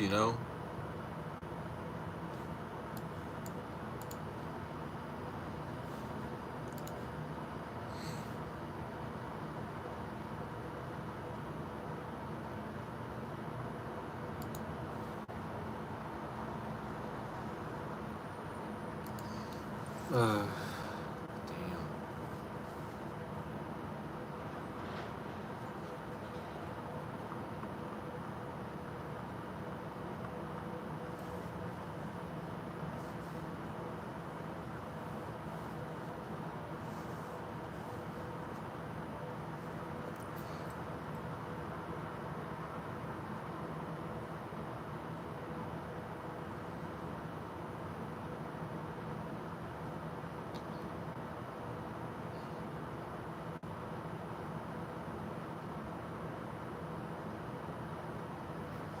Welcome in.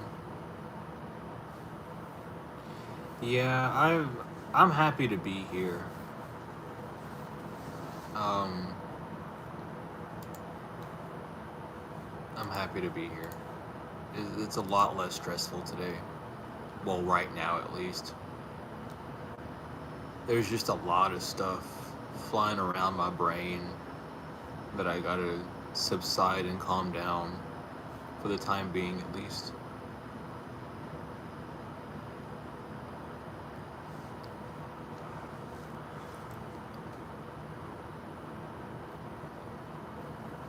It's probably one of them. I don't know.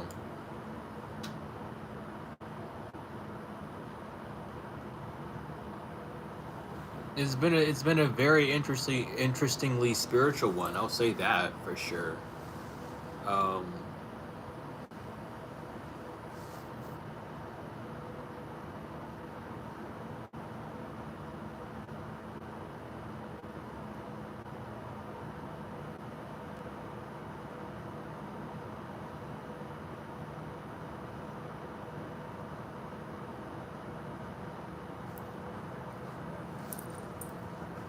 oh my god. No more yawning.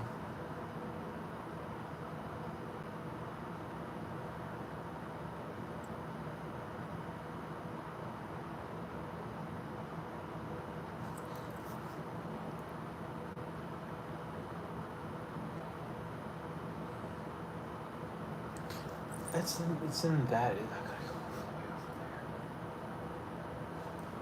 Oh, I do have it. So very cool. How does one heal from seizures? Do you know how they're progged?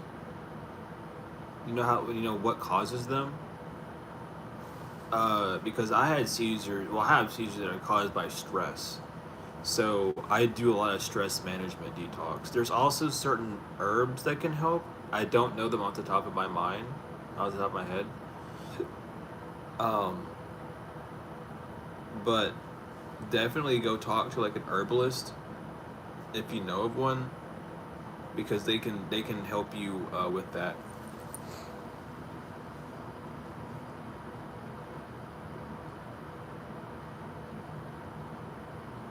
Oh, I had petite mal seizures. Grand mal seizures are awful. I had a friend that had grand mal seizures all like really really bad. Um,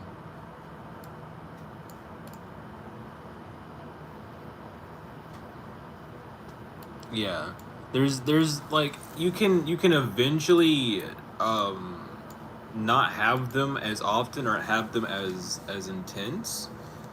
But you just figure out what's actually causing them.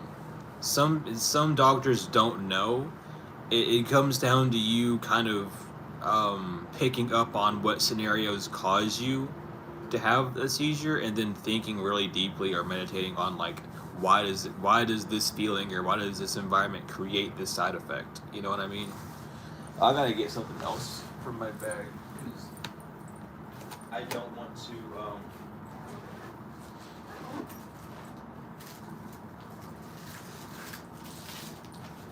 I don't know which one of you work, so I'm gonna take. Okay, you work.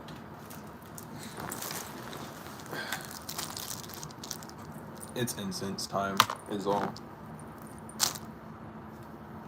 Did you get? Okay, no, you didn't.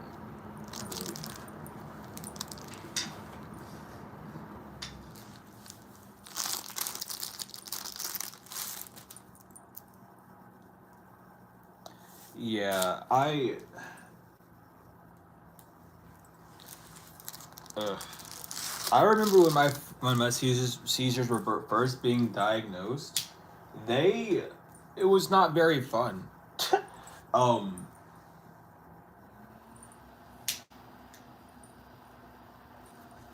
just because.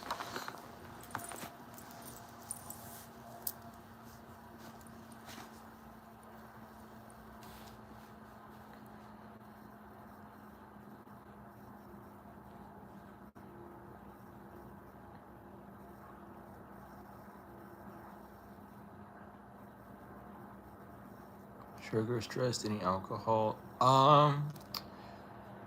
Try working with like your blood pressure, because it could be related to a blood pressure thing. If those are the things that can cause it, it could definitely be a blood pressure that causes your brain to kind of like go haywire. I'm not a doctor, but that possibly could be a reason.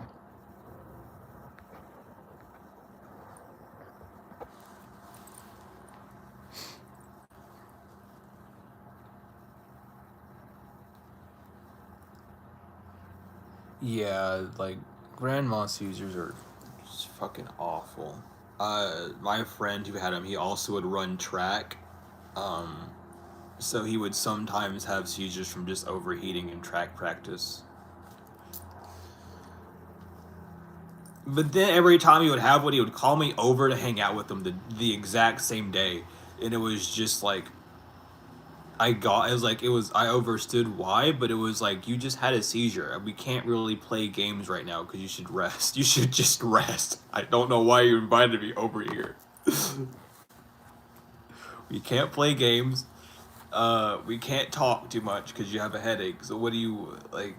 You just need company. I got you. I would sit there with him for a minute. He was a cool dude.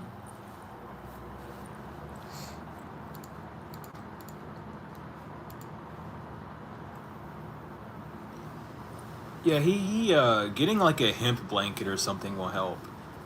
For sure.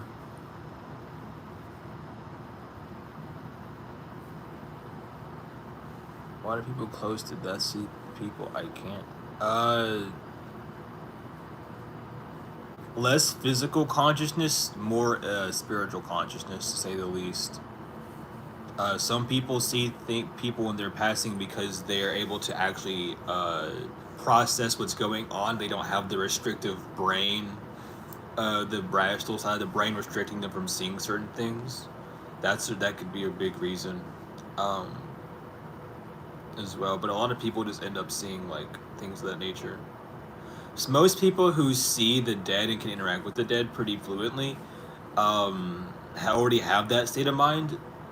So I don't know what they would see it like further. They might see more, or they might just see nothing new.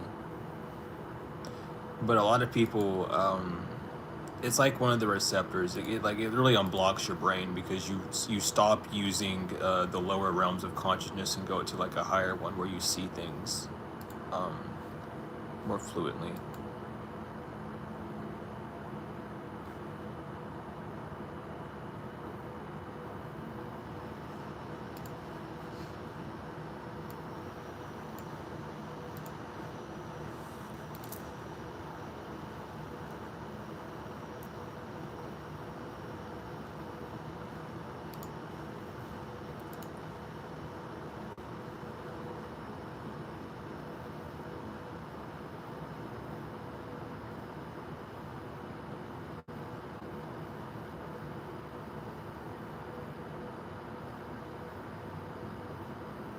I was told Santa wasn't real, but I see the dead.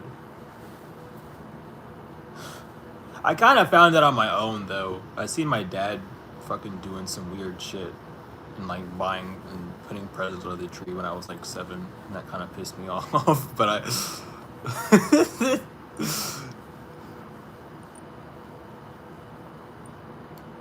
Of course, that's what we're here to do. And welcome in. Welcome in.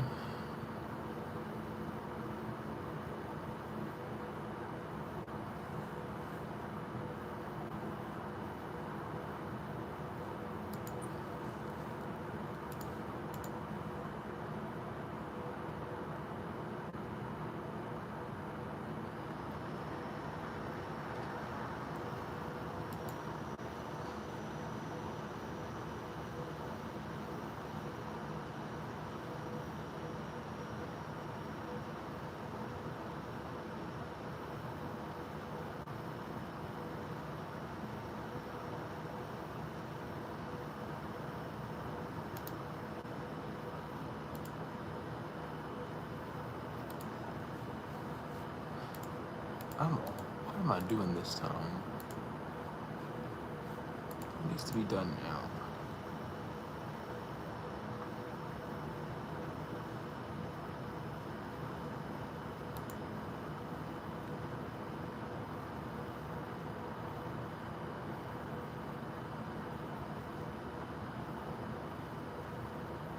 I don't have a headset dent.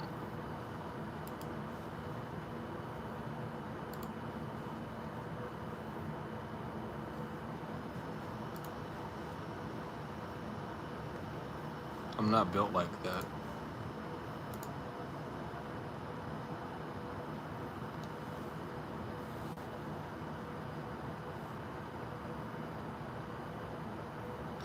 Exorcisms are real, and you don't necessarily need to be a Catholic priest to do them. I can do exorcisms, and I'm not a Catholic priest. I am a priest, but I'm not a Catholic priest. You know what I mean? You can still do exorcisms. In that sense. It's just that Catholic exorcisms are the most publicized versions of exorcisms, so that's what you'll see mostly. Is like you'll see the Catholic religion and people within that sense, like Roman ages do it, because that's really when exorcisms were really needed, was like in the Roman times, because they didn't know how to fuck with spirits, and they were messing with spirits all the time, and they were going to wars with tribes who were very spiritually inclined, and they got their asses handed to them, and then eventually someone was like, hey, you just have to like talk to your ancestors, talk to your God to get rid of these spirits. And they're like, okay, we're going to use the Bible. That's my ancestor. I'm going to use the Bible. So then they use the name of Jesus and the blood of Jesus to like purify and cleanse and remove entities and stuff, which works, but there's other ways of doing it as well, people in African spirituality get exorcisms, and they don't really mention much about Jesus. They call on Eshu and Egun and Obatala and all of them. They call on the Orishas. Like, get this bitch out of here. Tell them to leave. Go on, and they fight. They leave.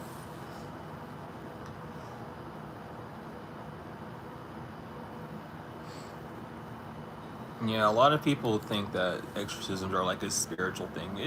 I mean, like a spiritual witchcraft thing. It's not really witchcraft in that sense. It's really just determining on the person. And as well, even when you get exorcisms, it's so funny because even they overstand. They get it because they'll tell you like, look, if you don't stick to the exorcism, if you like get this exorcism, but then you like break what you said that you weren't going to do anymore, it's just gonna come back and it's gonna rip you to shreds. So you have to be careful. So they warn you, like, it's up to you at the end of the day. A priest can exercise you all day long, but if you aren't willing and open to like receiving it, and you go and break what you just try to get exercised out of you, it's just gonna come back.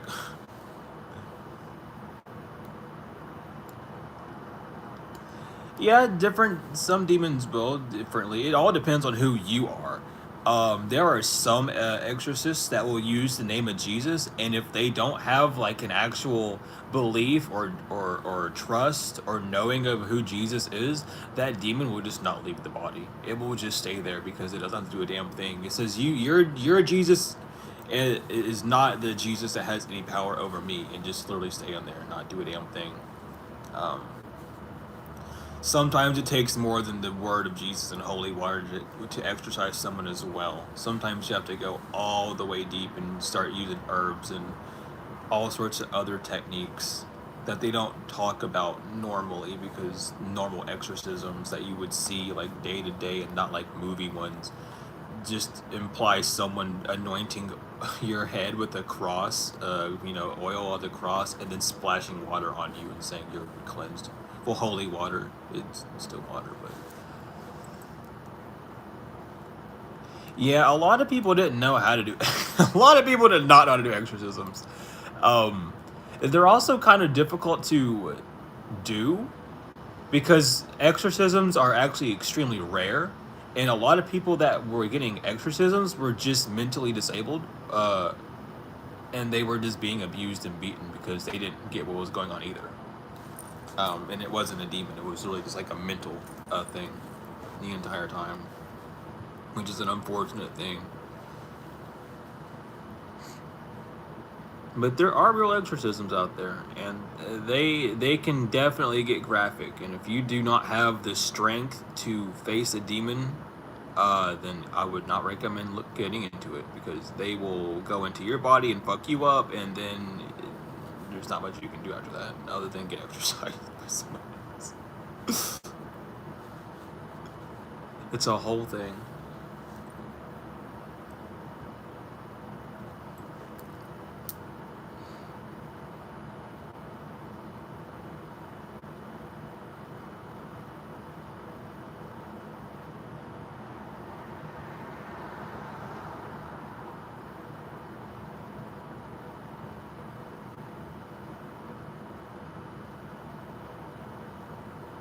Yeah, a lot of them actually were having seizures too, or just really bad muscle spasms.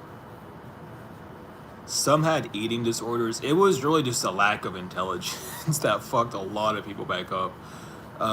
Fucked a lot of people up back then, unfortunately.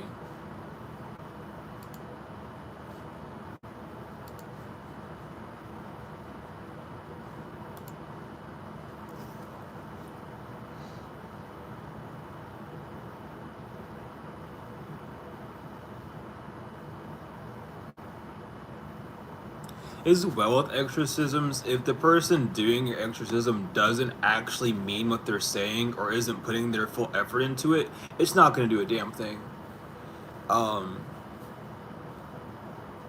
if they're yelling at you, it's not going to do anything either. You don't yell at someone when you exorcise them. You have a stern voice. There's a difference, a huge difference. A lot of exorcisms that you'll see in movies, it just has the person yelling and screaming. That's not what you do. That just causes more chaos. It causes a lot more chaos than you would think.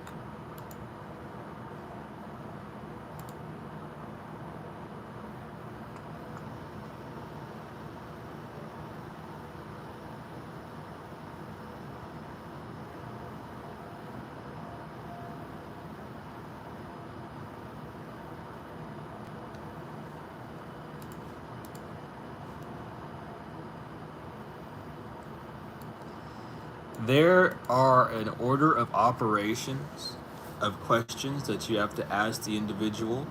I actually have them written down in notes somewhere. Let me pull them up because I wanted to do exorcisms and I learned all about them.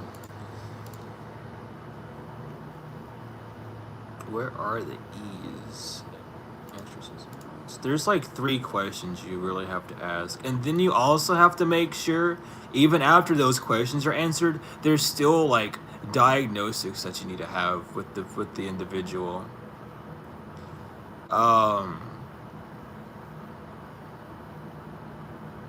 Where is it at? It's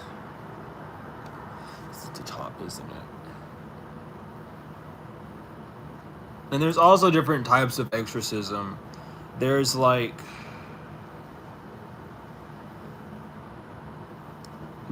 diabolical intrusion, there's demonic obsession, and then there's like external possessions where you'll see apparatus of people and things. And there's different periods you go through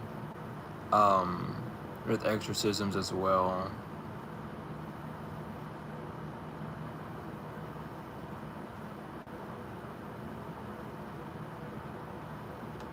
Well, I can't find it where it was written at.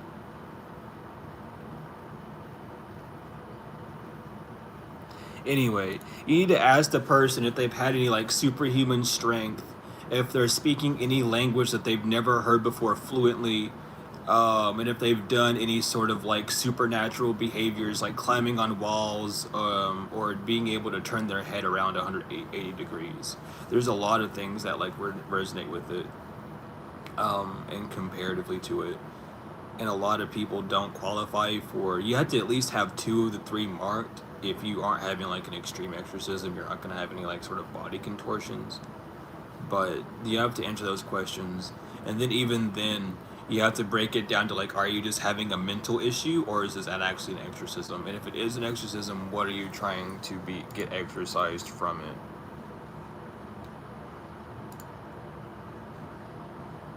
It's a process that you have to go through. It's not like you just walk up to someone and go like, I want to get exorcised. Like, no.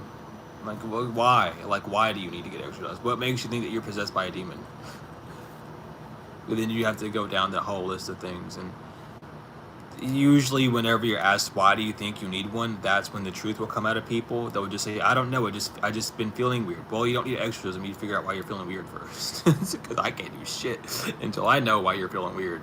Anyway.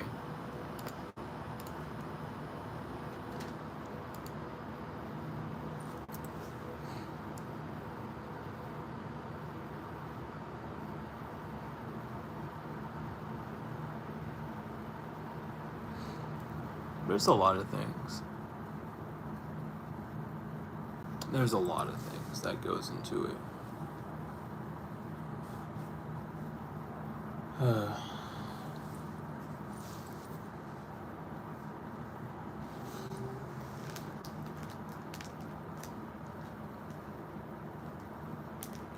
And then there's like 3 realms of possession.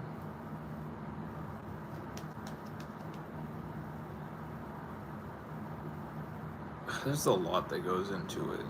And then there's like, I forgot what it's called, but there's like markings on the body that can pop up when you're possessed. There's a lot that goes into it.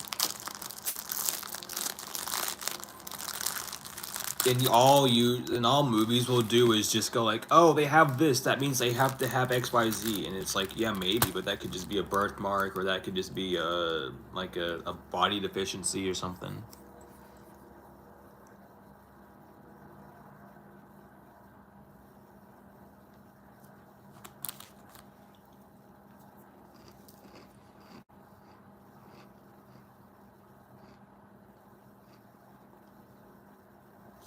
Well, we all have dark energies inside of us, and we do have to work with them to overstand them and transmute them so they're not controlling us. You know, that's where our free will kicks in, though, because we were made in the likeness of gods, both agreeable and disagreeable. So we do have that disagreeable side in us, which would be quote unquote the darkness.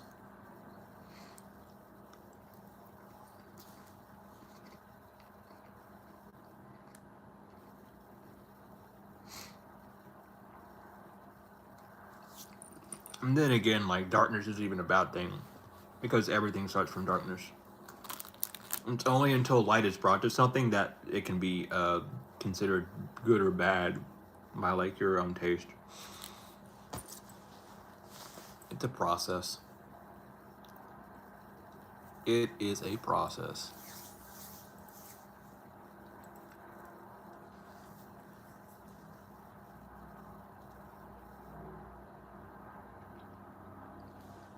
And it's all these words that we use in different connotations. Like, we use positive for good and negative for bad. When it's not really like that. But now, if you look up the definition of it, it has like I think it's like the second or third that pops up saying that. I think, hold on. Yeah. It's like, it's like after the main, like, meaning of positive, it goes a good. It's like, why does it mean good? When did the human brain decide that meant good? Instead of, like, so you're saying the positive side of a battery is good, and the negative's bad, so we wouldn't need to use the negative part of the battery if it was bad, you know what I mean? I don't know. It's optimism and pessimism that we're working with, and we want optimism, we don't need pessimism. If we're gonna talk about it.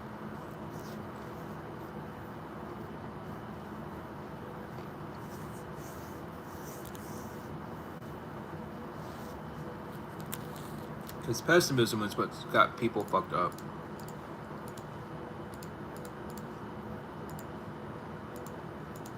Optimism is how you save yourself.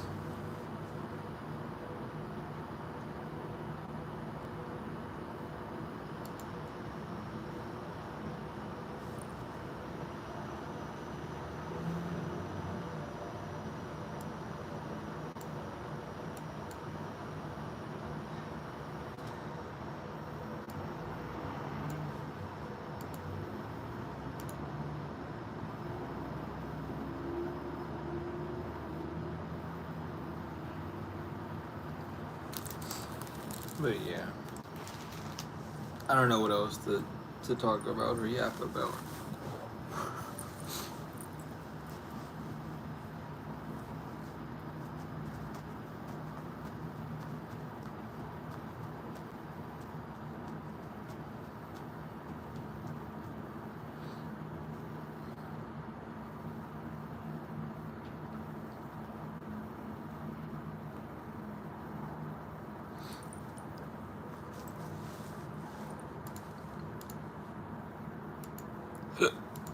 Nice.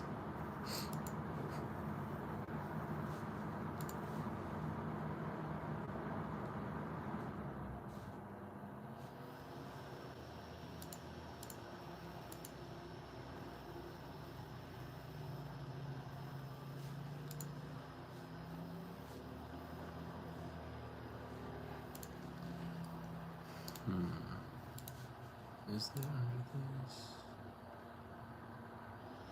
Because if it is, I'll just do that.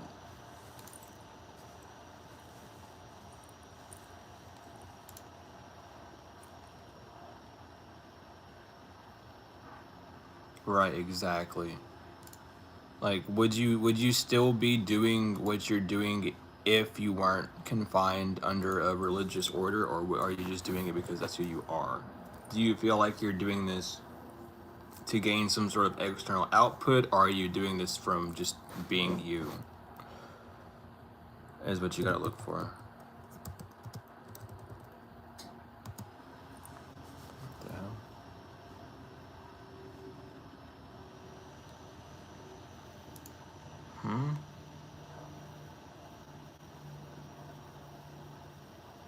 What?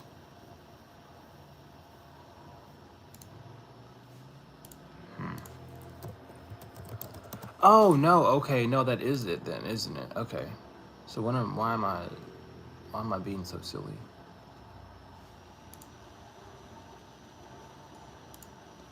Let me log into this real quick. Let me use this instead.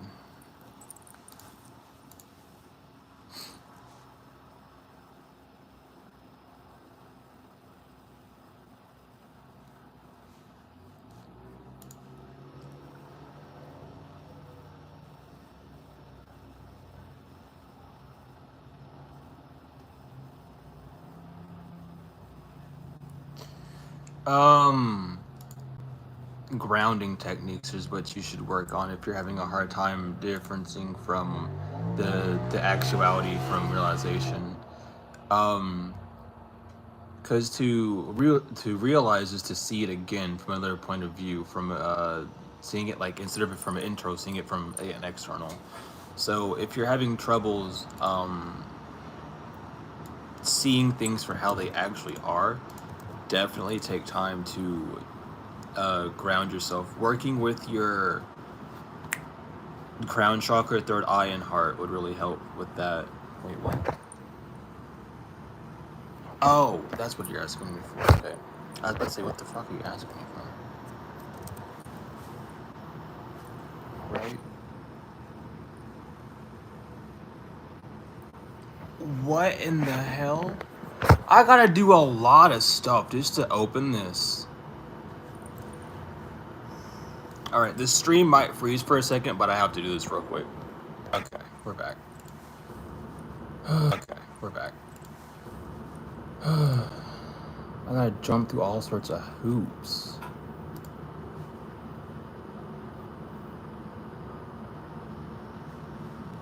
Oh, what's up? Welcome in. God damn. Why do I have to jump through so many hoops? Just to get here.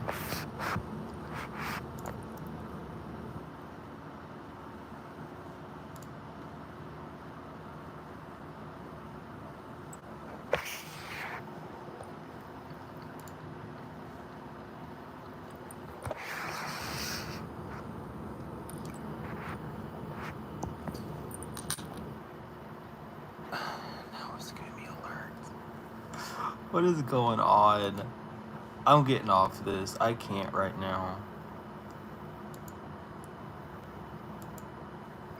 That was just a little bit too crazy for my taste. It told me I had to verify something else, even though I just verified it. I'm okay. Like your date payment? What do you mean by that, by date payment?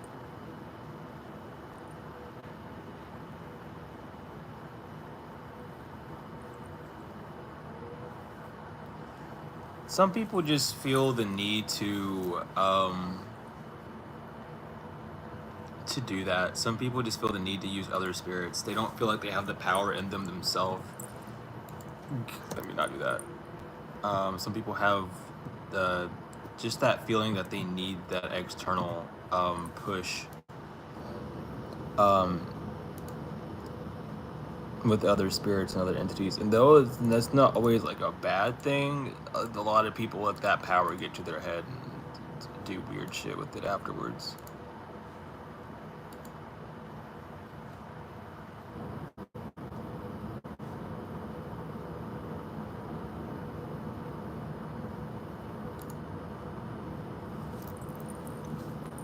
So it all depends. Some people just prefer working with other spirits and stuff.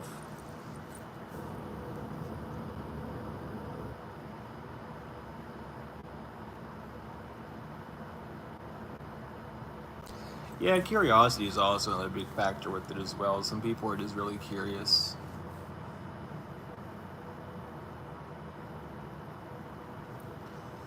But a lot of people, some people just ask people, like, well, who do I call in for this without doing research? Other people will do their research. Some people might even know because of their traditions and how they are and what they practice. They'll know who to call on for what in that sense. But usually it's just best to know if you're going to call on anyone for any sort of workings or anything, to know who they are, what they want, what they would expect, and the process with this. So watching people like, this is my experience working with so and so, watching those videos are very helpful in that sense.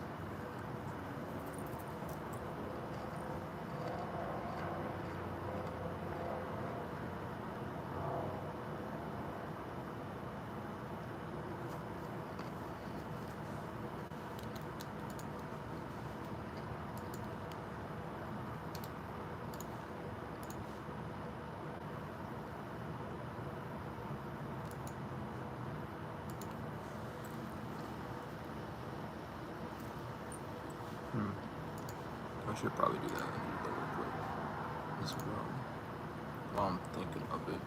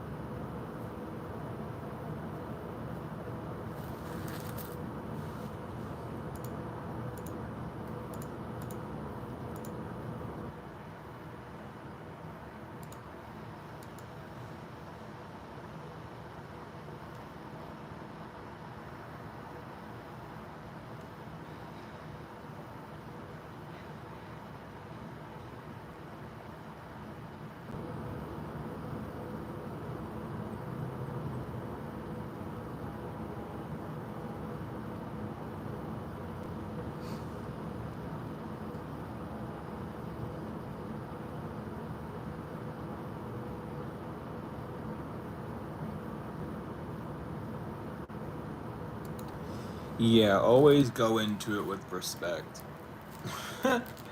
If you don't respect, you got a lot to deal with.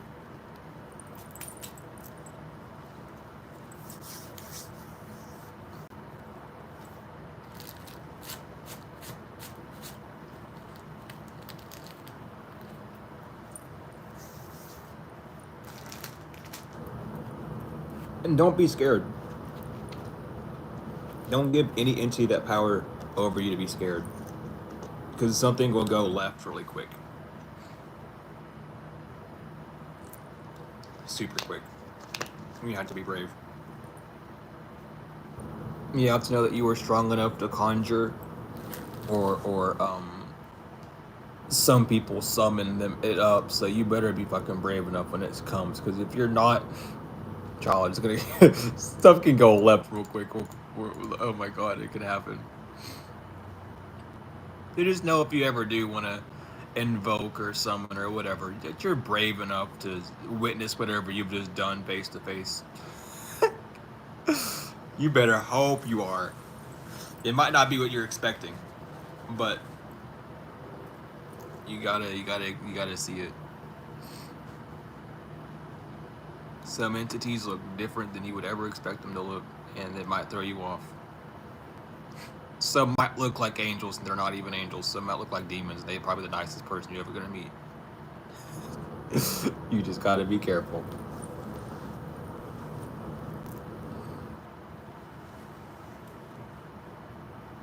And respect their rules. When they say when they're done, they're done. Don't try and hold them hostage, especially if you are just invoking them, because then they can just fuck you up.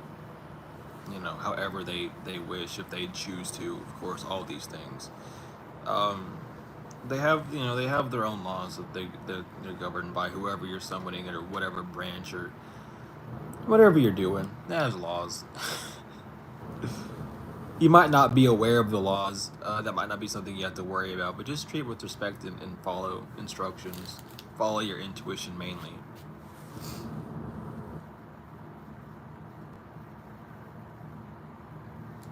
Oh yeah, it's a lot of work. It's a lot.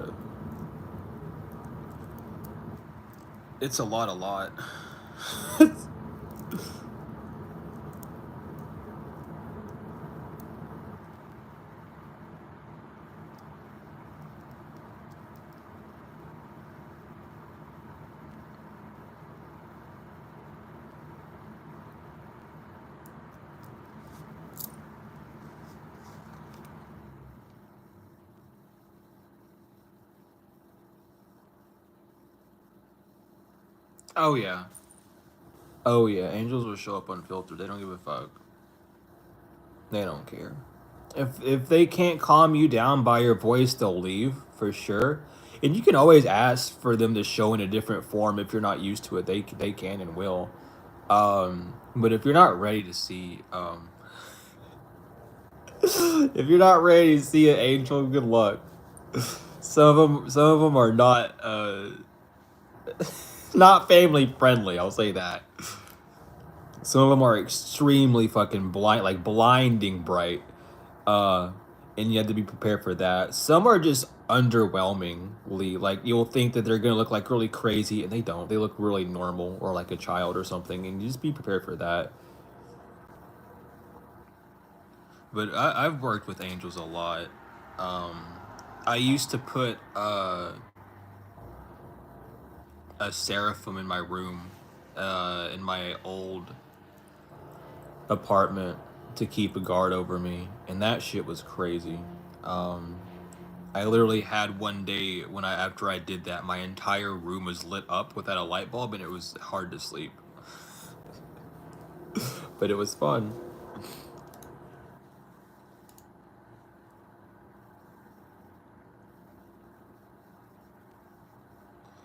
No, angels can be though. They're very strict and stern. If you're asking them to do something, and they need you to do something in return, and you say I don't think so, it's good luck, because they'll be like, okay, well if you don't want to like work, then we're just not gonna work. You know, we'll compromise a little bit, but if we're not gonna work, go someone else. Go someone else until you're ready to work. You know, call me back later, and they'll disappear. Sometimes. But they know what's best, you know. They just follow the rules. They're very strict on that. And it's not a bad thing.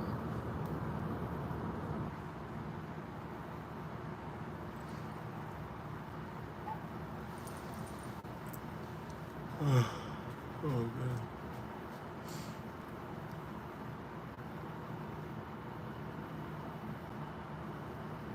Oh yeah. The unconditional love can very much seem very cold or like hard if you're not used to it, because if you think you give unconditional love, go go invoke you an angel. Go do some Enochian work. You'll see how blunt and how awful unconditional love can actually feel at times. But it's out of love, and you just have to remember that. Because they'll poke holes in you. They will poke holes up all around you. They'll pop every bubble that you had out of love.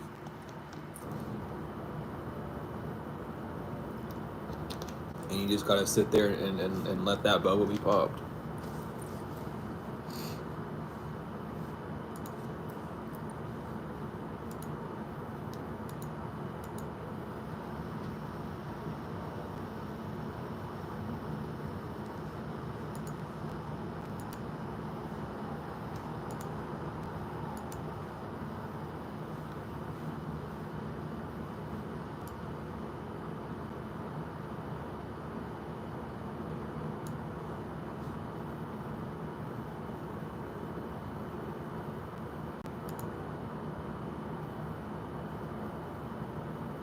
I know I said this isn't supposed to be a long stream, but I might end here in a few, but I'll be back because I'm gonna stream a lot more today and just talk about things and whatnot.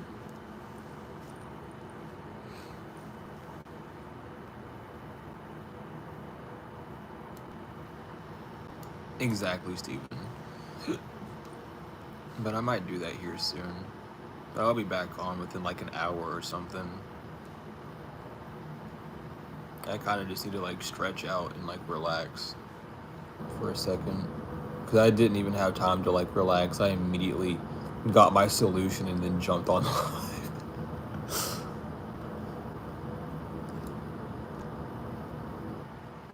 Yeah, whenever you mess up all the way, then it's like, okay, look, we told you not to do this, obviously, and then you still did it. So, what do we have to do now? What's your problem now with this?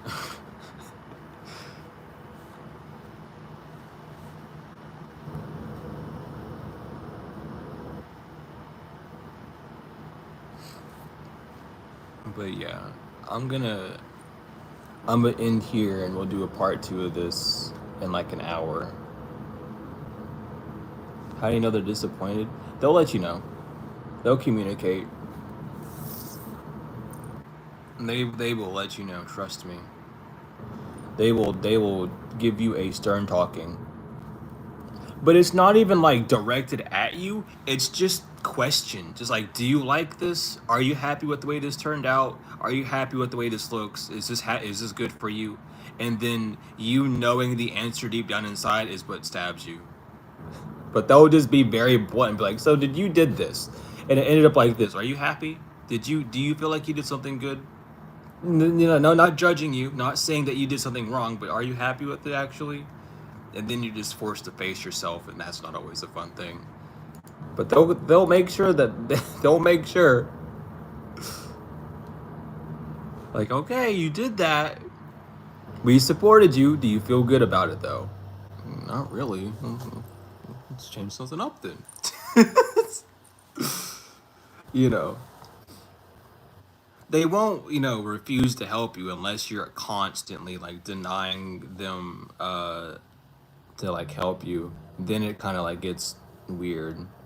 But, they're always there to help. But regardless, I'll be back in an hour. I'll be back in an hour. I'm gonna set an alarm on my phone. Thank you all for showing up though.